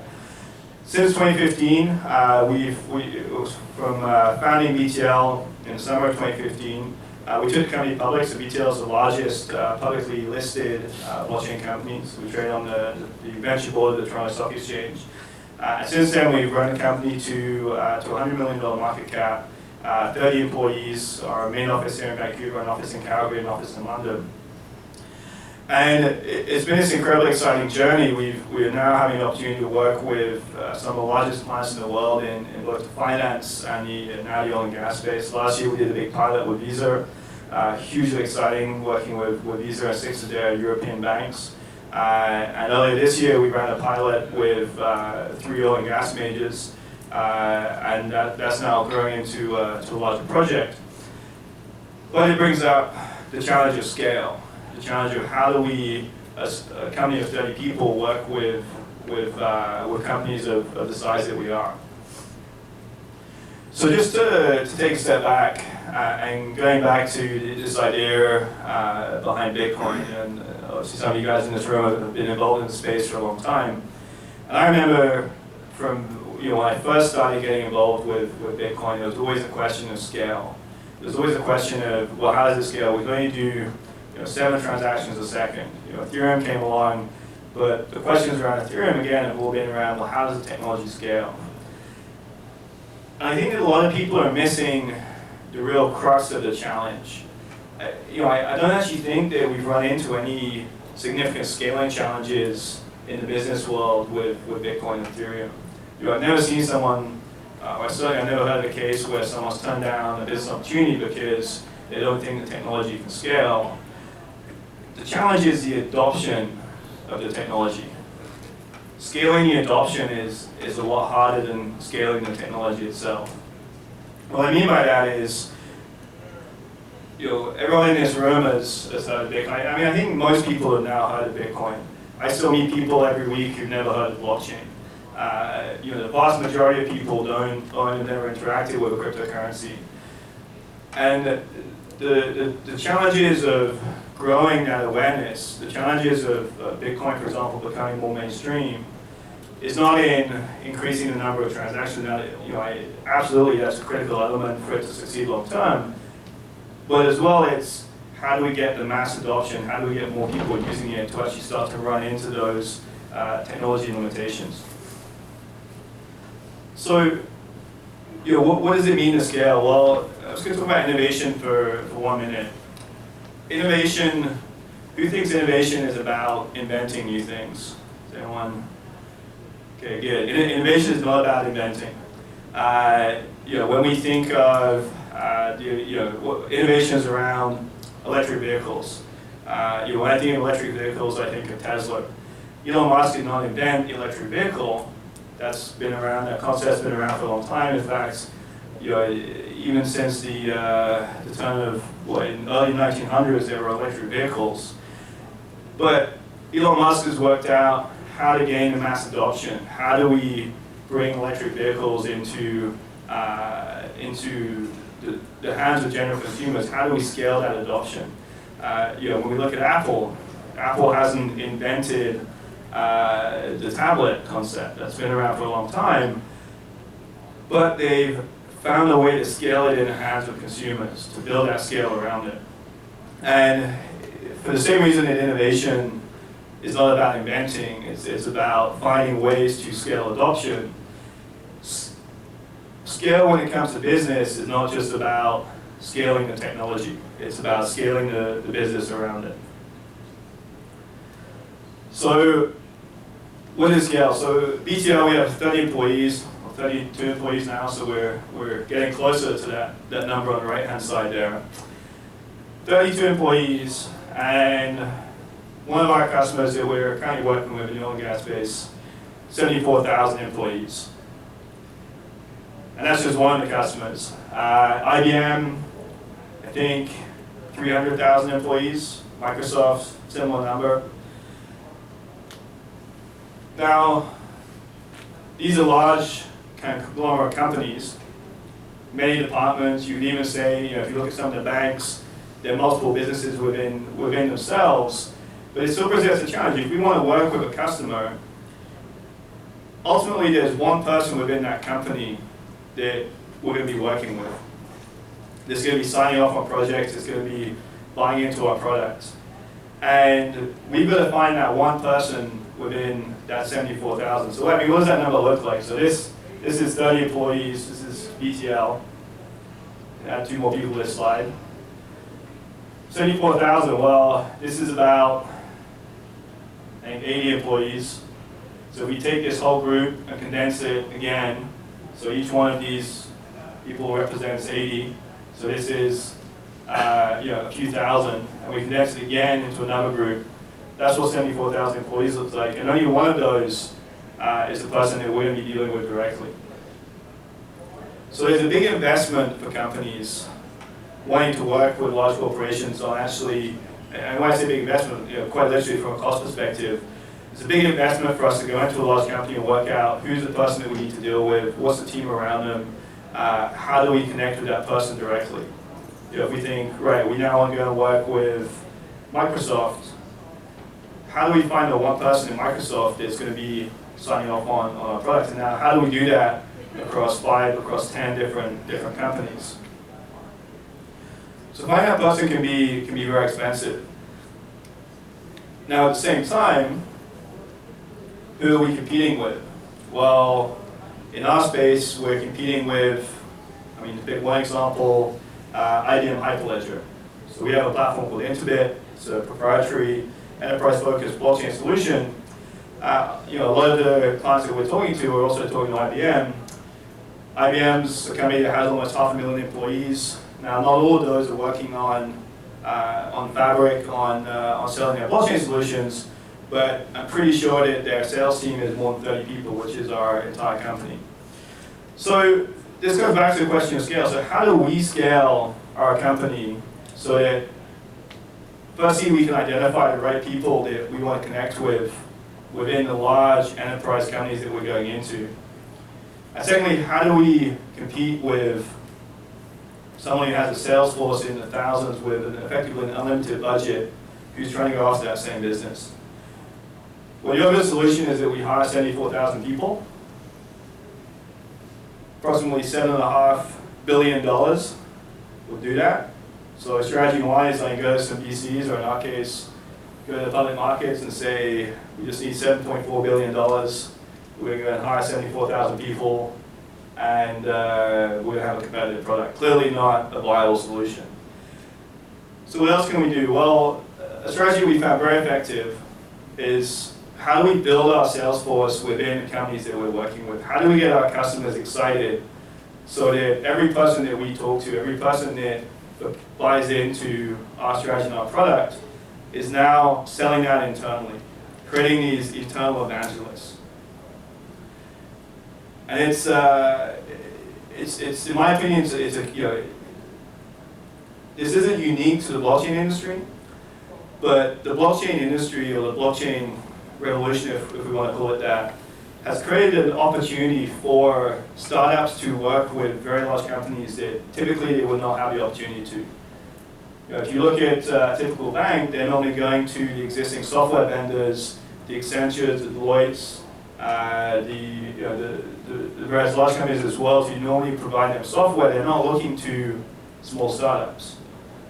But because of the nature of blockchain, they're now being forced to. And as startups, we now have an opportunity to work with these companies. When I founded BTL 2 years ago, I never dreamed that we would have the opportunity to work directly with senior executives of some of the largest companies in the world and have the opportunity to try and sell our product into those companies.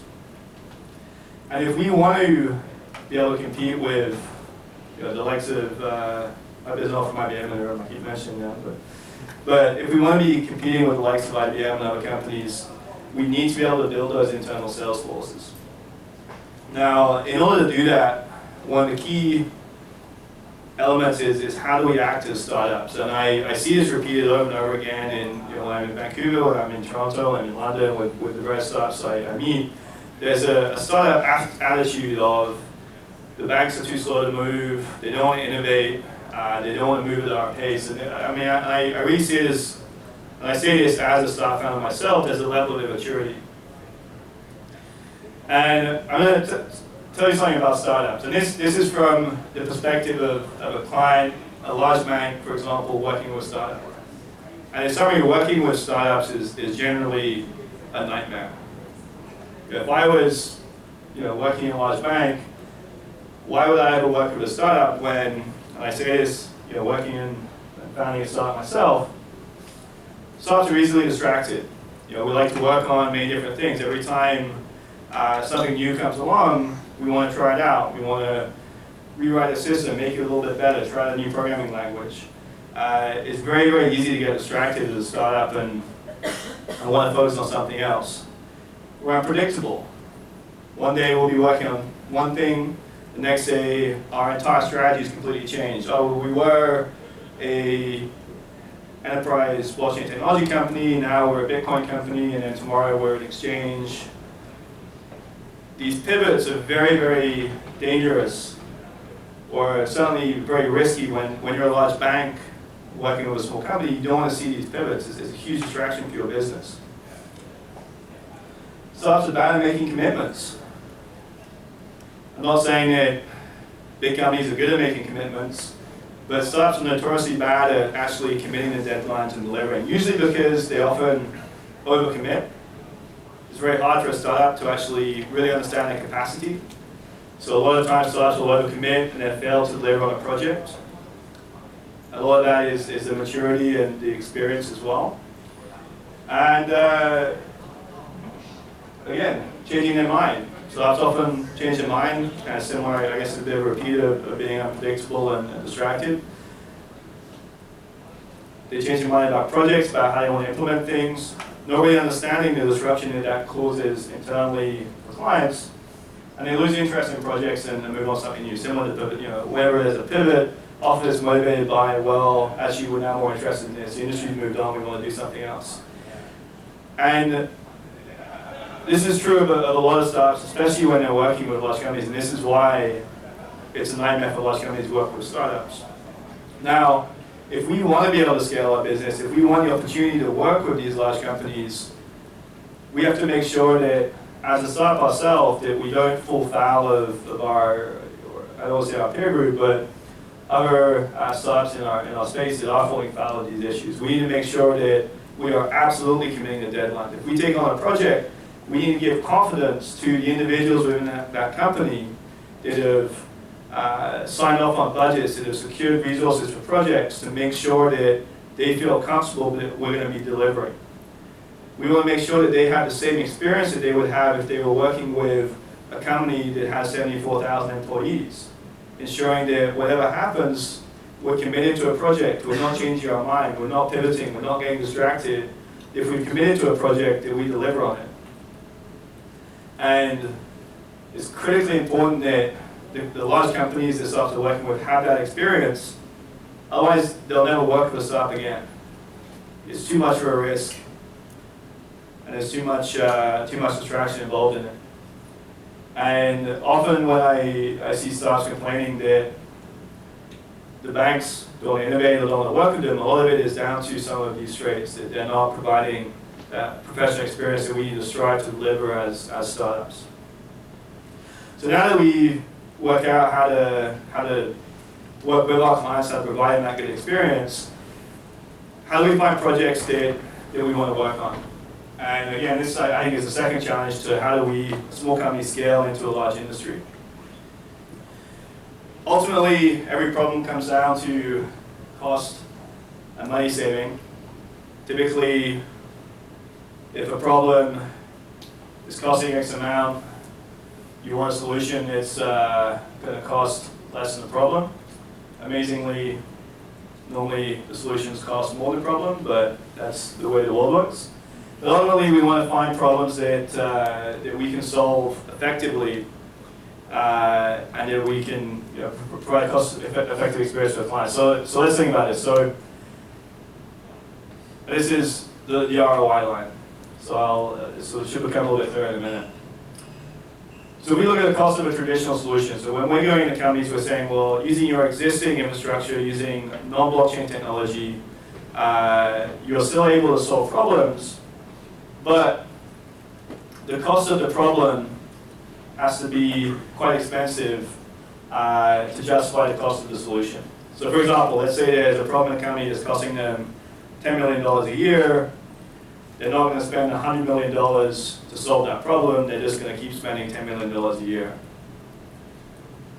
So using traditional technology, what we find is a lot of those expensive problems have already been solved. Again, I see a lot of startups going after, use the pointer on here, it's not working. These problems in kind of the bottom right quadrant here saying, well, blockchain technology can, I've heard this so many times, blockchain technology is going to replace Swift. That is a huge undertaking that's going to take decades.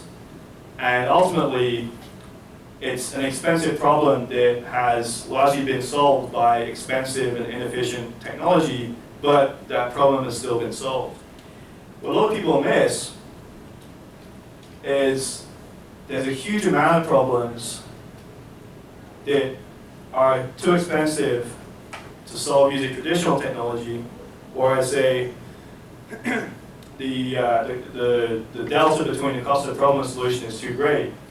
But if we look at the cost of a blockchain solution, it's significantly less. So what this effectively means is that there's a whole area of problems that we can now, it's a greenfield opportunity that we can now solve with blockchain solutions that we couldn't solve using traditional technology. So that same analogy, our dream problem to solve for a client is one where it's costing them $10 million a year.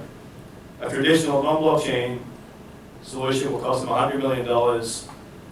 And now we can offer them a solution that's going to cost $1 million. And so going from a negative ROI where it would never have been a good investment, they can now solve these problems for very little investment. And that is the key area that we're focusing on as we go into these large enterprises. It's not what are the most expensive problems you have. It's what are the smaller problems you have that we can solve very effectively in a short space of time. And I refer to what I call the thin wedge approach. Taking on a lot of problems is very hard. It requires a huge amount of resources. Remember, we're running a company of 30 people, versus IBM's 500,000. We want small problems that we can solve in a short space of time, fully deliver to a client, and then start to build and expand on. These are all problems that fit into this little quadrant here. These are problems that aren't costing companies $100 million a year, that they're now throwing money at, throwing traditional solutions at. These are the small problems that have been essentially too cheap to solve using traditional technology, which blockchain technology can now solve very, very elegantly. And finally, the last thing I want to talk about, so now we've looked at, how do we engage with our clients, how do we build that internal buy-in, how do we, what sort of problems should we be going after as a company in this space. And something again that I think startups often don't appreciate is the ability to choose their customer. Who do they want to work with? How do we commercialize around these customers? One thing that a lot of people miss is your customer wants you to be successful, especially if you're a startup. If you're a large corporation, no one really cares if you're successful or not. They want it on the cheap. But going back to that idea of how startups can pivot, they can get distracted, they can disappear overnight. If a company is investing time in you, if they're investing resources, they want to make sure that you're going to be around in 6 months' time. And they also want to make sure that you're motivated to continue working on the project that you've undertaken. Your customer wants you to be successful. All the conversations we've had when it comes to pricing and licensing, the best conversations we've had, certainly where we have a very open discussion with the customer, say, well, this is what we need resource-wise to make this project successful for us. Is that something that's appetizing to the client? Absolutely. We want this to be successful projects. They want us to be successful. They want us to be motivated to make this project a success. You need to talk to your client. Have that open dialogue. There's nothing worse than sending a kind of black box pricing. How much is it? It's X. How much money is it going to save the client? What's the ROI? What's the value to the client? Often, the best problems that we work on initially are not the ones that save the client the most money. They're the ones that are easiest to deliver. They're going to be the most educational for the client. They're going to open up the most opportunities. And you only get to that by having these open discussions and these open dialogues. And then finally, and again, in summary, choose your customer. Who do you want to work with? Find customers that have a good reputation, good repertoire, working with startups, and be able to have these open conversations, these open dialogues, and their success. And again, this is what I call the thin wedge approach. So thank you very much. I think we're kind of cooling time now. I'll be around for the rest of the day if there's any questions. It's been a real pleasure speaking, and thanks again.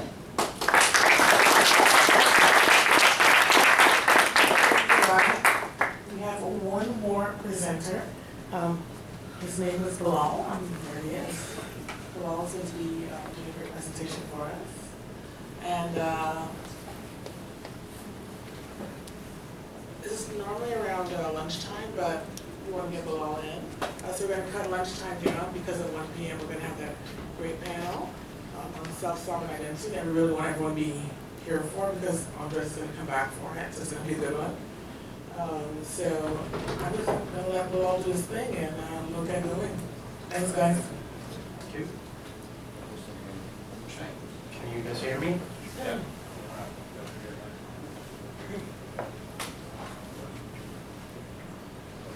So, the first thing is, who am I and what's the perspective that I have to present? I've been listening since yesterday, and when Emma asked me to present, I'm not a public speaker, and I'm very nervous when I have to talk, and not necessarily the best speaker or the most articulated as well in some cases. But I did present in Toronto, and I was there, and she asked me kindly to attend over here. So I've been trying to come up with material from the time she asked to the time that I have to now present. So one of the tricky things about blockchain space is you could be very early, you could be somewhere in the middle, and it's always a spectrum. Whenever you go to an audience, it's always difficult. So I was listening very attentively when Andreas asked yesterday, how many people are newbies? So I know that I've identified 2 people, but just for the sake of sanity, how many people would you say are brand new to the crypto space or the Bitcoin space? Just a show of hands, because I identified a few. So please raise hands so that I can maybe get 5. Okay, 6. All right. So there's a good reason I'm asking that question, because the way I would define myself as in the blockchain space, I'll consider myself a student of blockchain. And I've been paying attention to the most reasonable voices in this space, and there are very handful of those reasonable voices because it comes with a lot of baggage, it comes from a lot of place of where you're coming from. So I do definitely look at reasonable voices. One of those voices, by the way, was Andreas. Second one was Naval Ravikant. How many people know who Naval Ravikant is? Okay.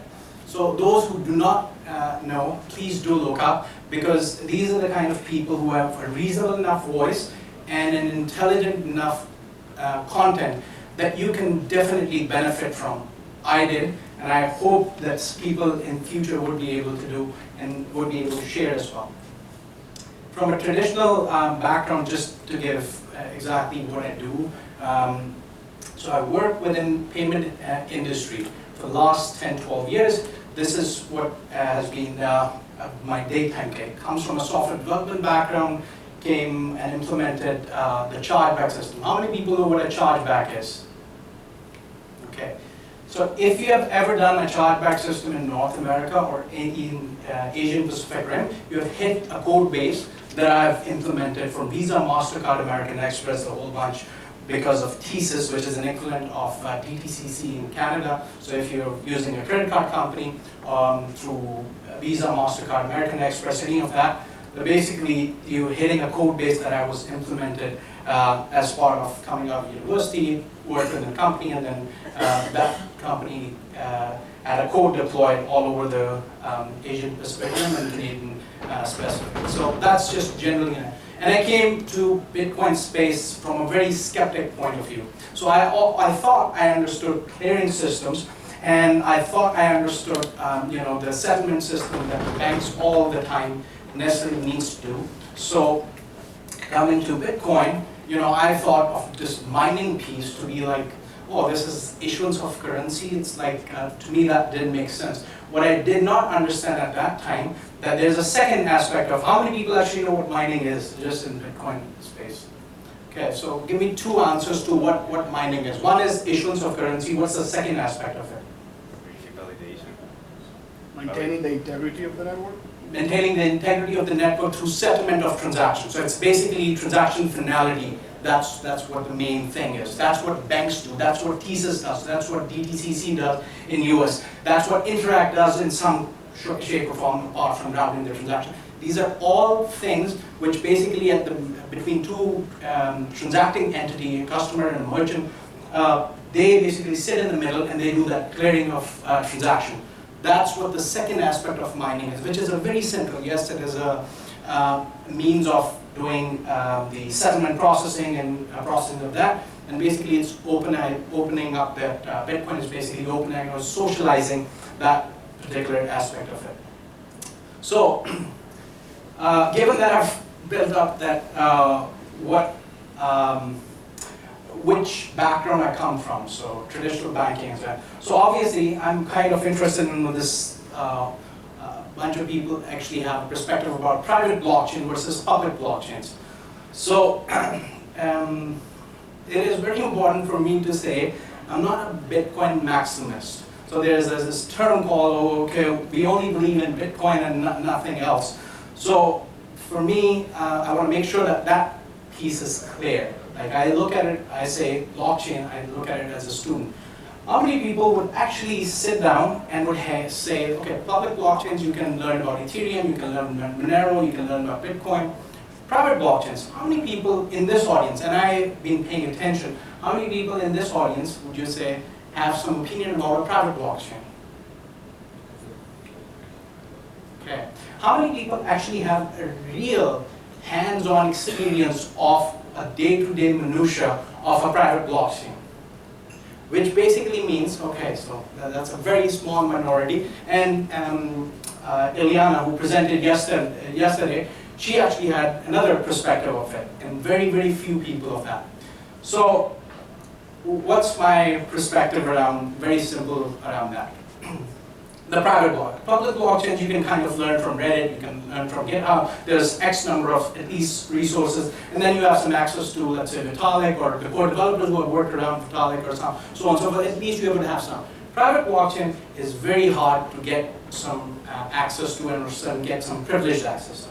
So in blockchain space, the way I would define is, I have a non-threatening position at the seat at the table to listen to some of the conversations when the expensive consultants have left. The cheap consultants are still at the table.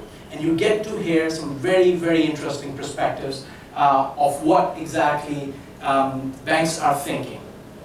So one very interesting piece is you can tell more about a person's personality by telling them about Bitcoin or blockchain. It's kind of interesting to think about. Same thing, by the way, could be said about religion as well. But Bitcoin is a very interesting place. And you can do a social experiment. Every one of you, it's a very small crowd. I get to see, people when they're presenting. I observe people in terms of that. So you can observe them in a public place, or you can observe them in a workplace as well. So once yesterday, people when they were presenting, there were people who were listening in the audience, and how many people were actually paying attention. So that's a very interesting perspective of it. When I say you can tell more about a person's personality, I'll give you some examples. How many people are greedy in this room? How many people know somebody who's greedy in this room? Okay, so you can tell whether a person is open-minded, whether the person is closed-minded, whether the person is curious, whether they're greedy. These are some very fundamental human characteristics that Bitcoin or blockchain, just in the factor of that, would actually get to expose about human personality.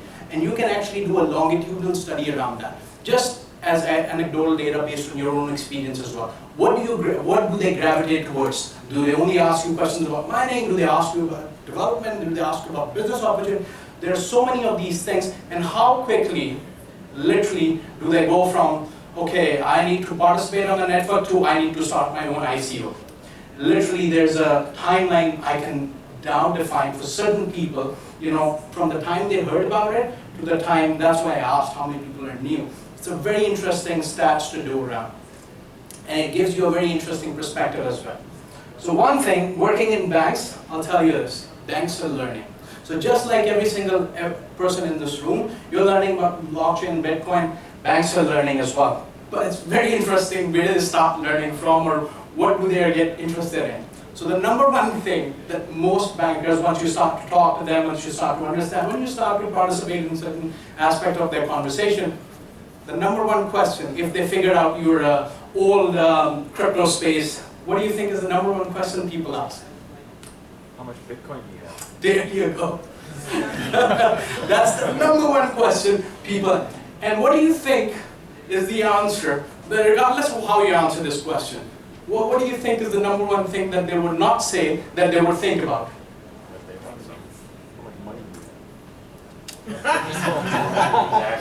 Okay, so whether it's your boss or whether it's your colleague, whether it's somebody that you work with in a peer situation, doesn't matter. If you tell them the year, they can figure out certain things based on certain maths, based on your skill set, based on, there's so many things that you can figure out from a whole bunch of studying, and it's a very interesting study to do. So yesterday, I paid attention to how many people, so before I came on stage, I identified at least 2 people, and I want to share that information with these 2 individuals. Because there is a point that I'm going to make on this slide as well, because I thought about it, how to present it. Why, when I think from a bank's perspective, why is it so difficult for somebody to actually learn about Bitcoin or blockchain space?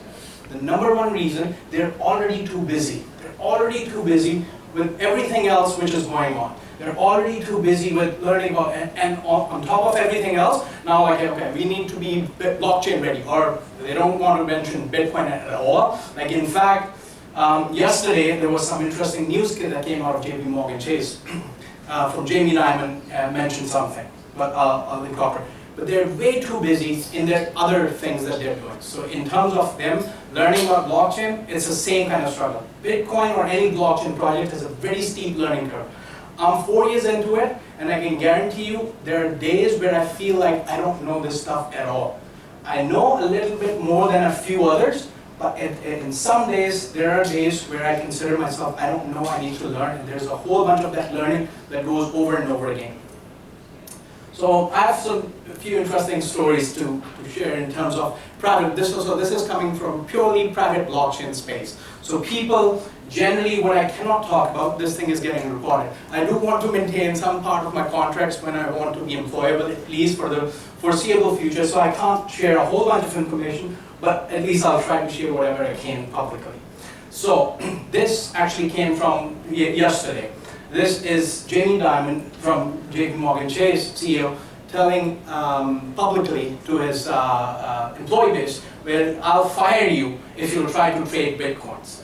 So think of it, this is something that he's saying publicly, okay? Now think of it, if you're in a conference and you're a developer or you're somebody technical and you kind of sort of attended a couple of Bitcoin meetups, now what he's saying is, if you even mention Bitcoin technology or Bitcoin blockchain space, you're a marked man.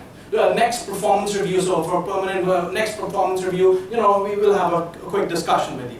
That is the kind of message he's publicly trying to say. And here's the second part I would add. So I've been in the bank, working with other financial institutions. I worked in government as well. Every single technical person that I talk to, every single person who figures out after a certain amount of time, there's ways to tell, where their learning curve is, there are ways of, and banks today are trying to compete with blockchain by eliminating some amount of their workforce, technical workforce, or, they're digitizing them.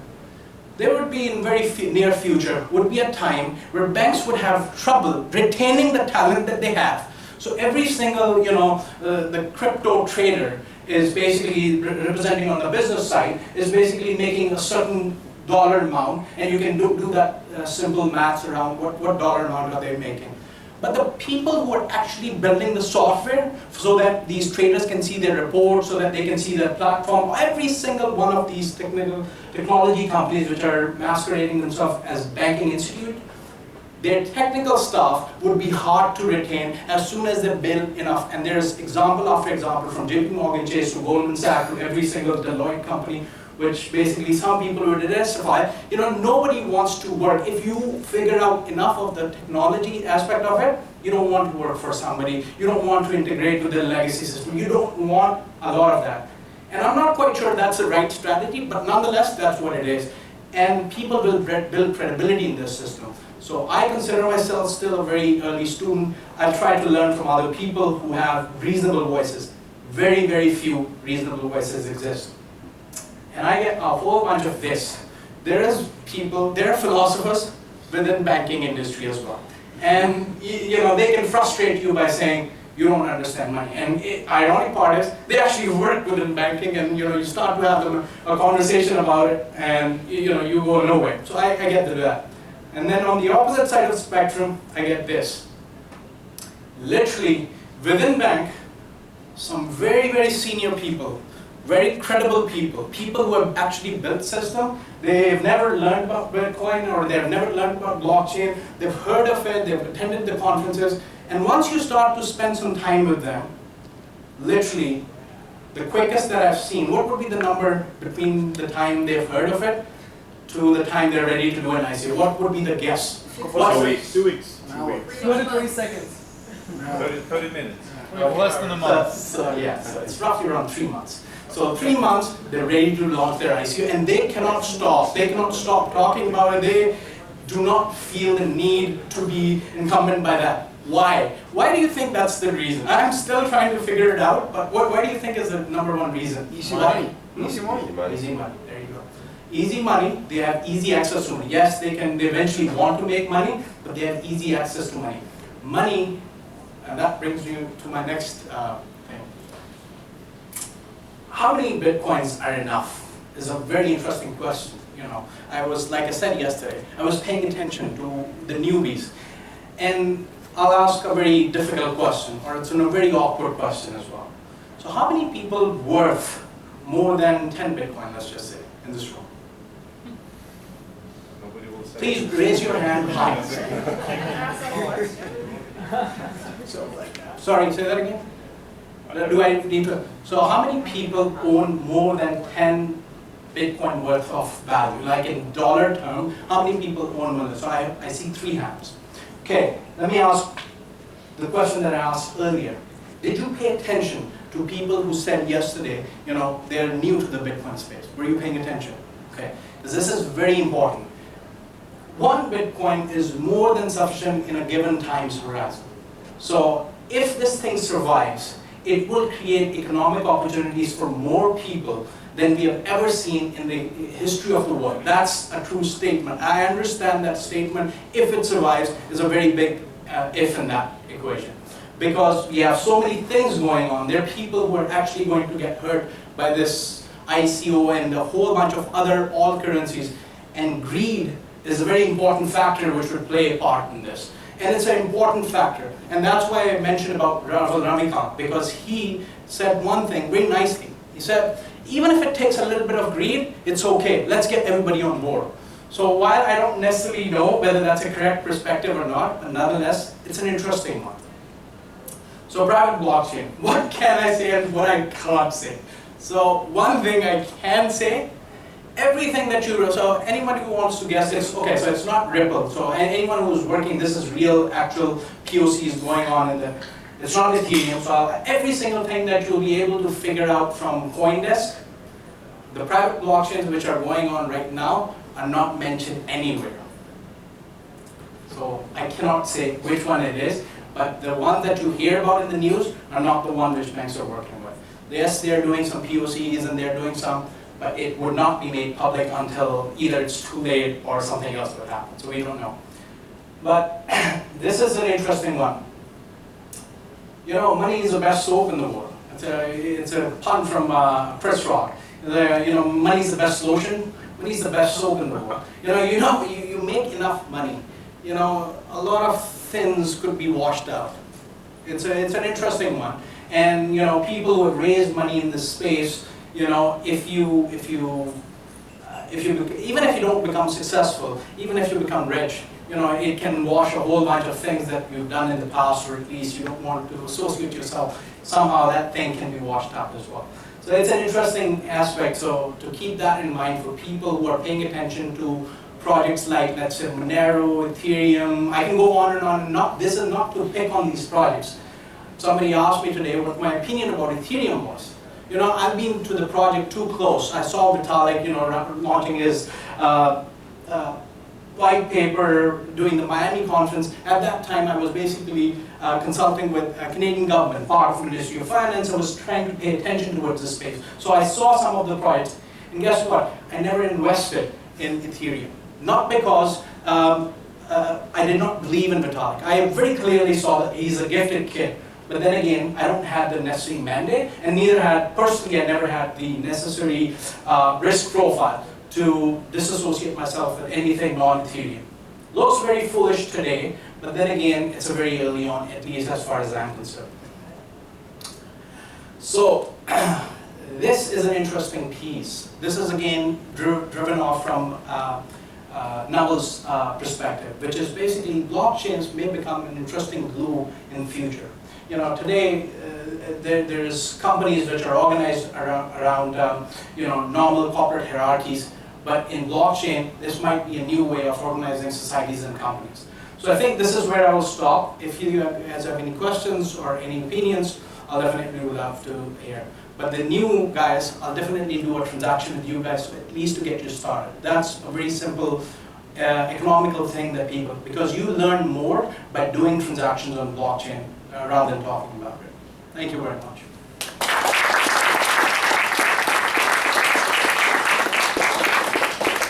Any questions, by the way? Actually, so we'll let you do the questions outside.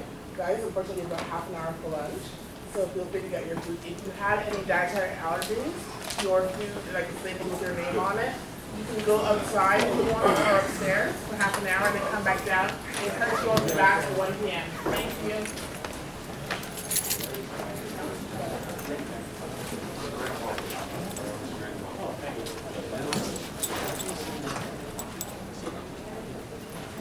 Well, if you give it enough time, yeah, absolutely. I think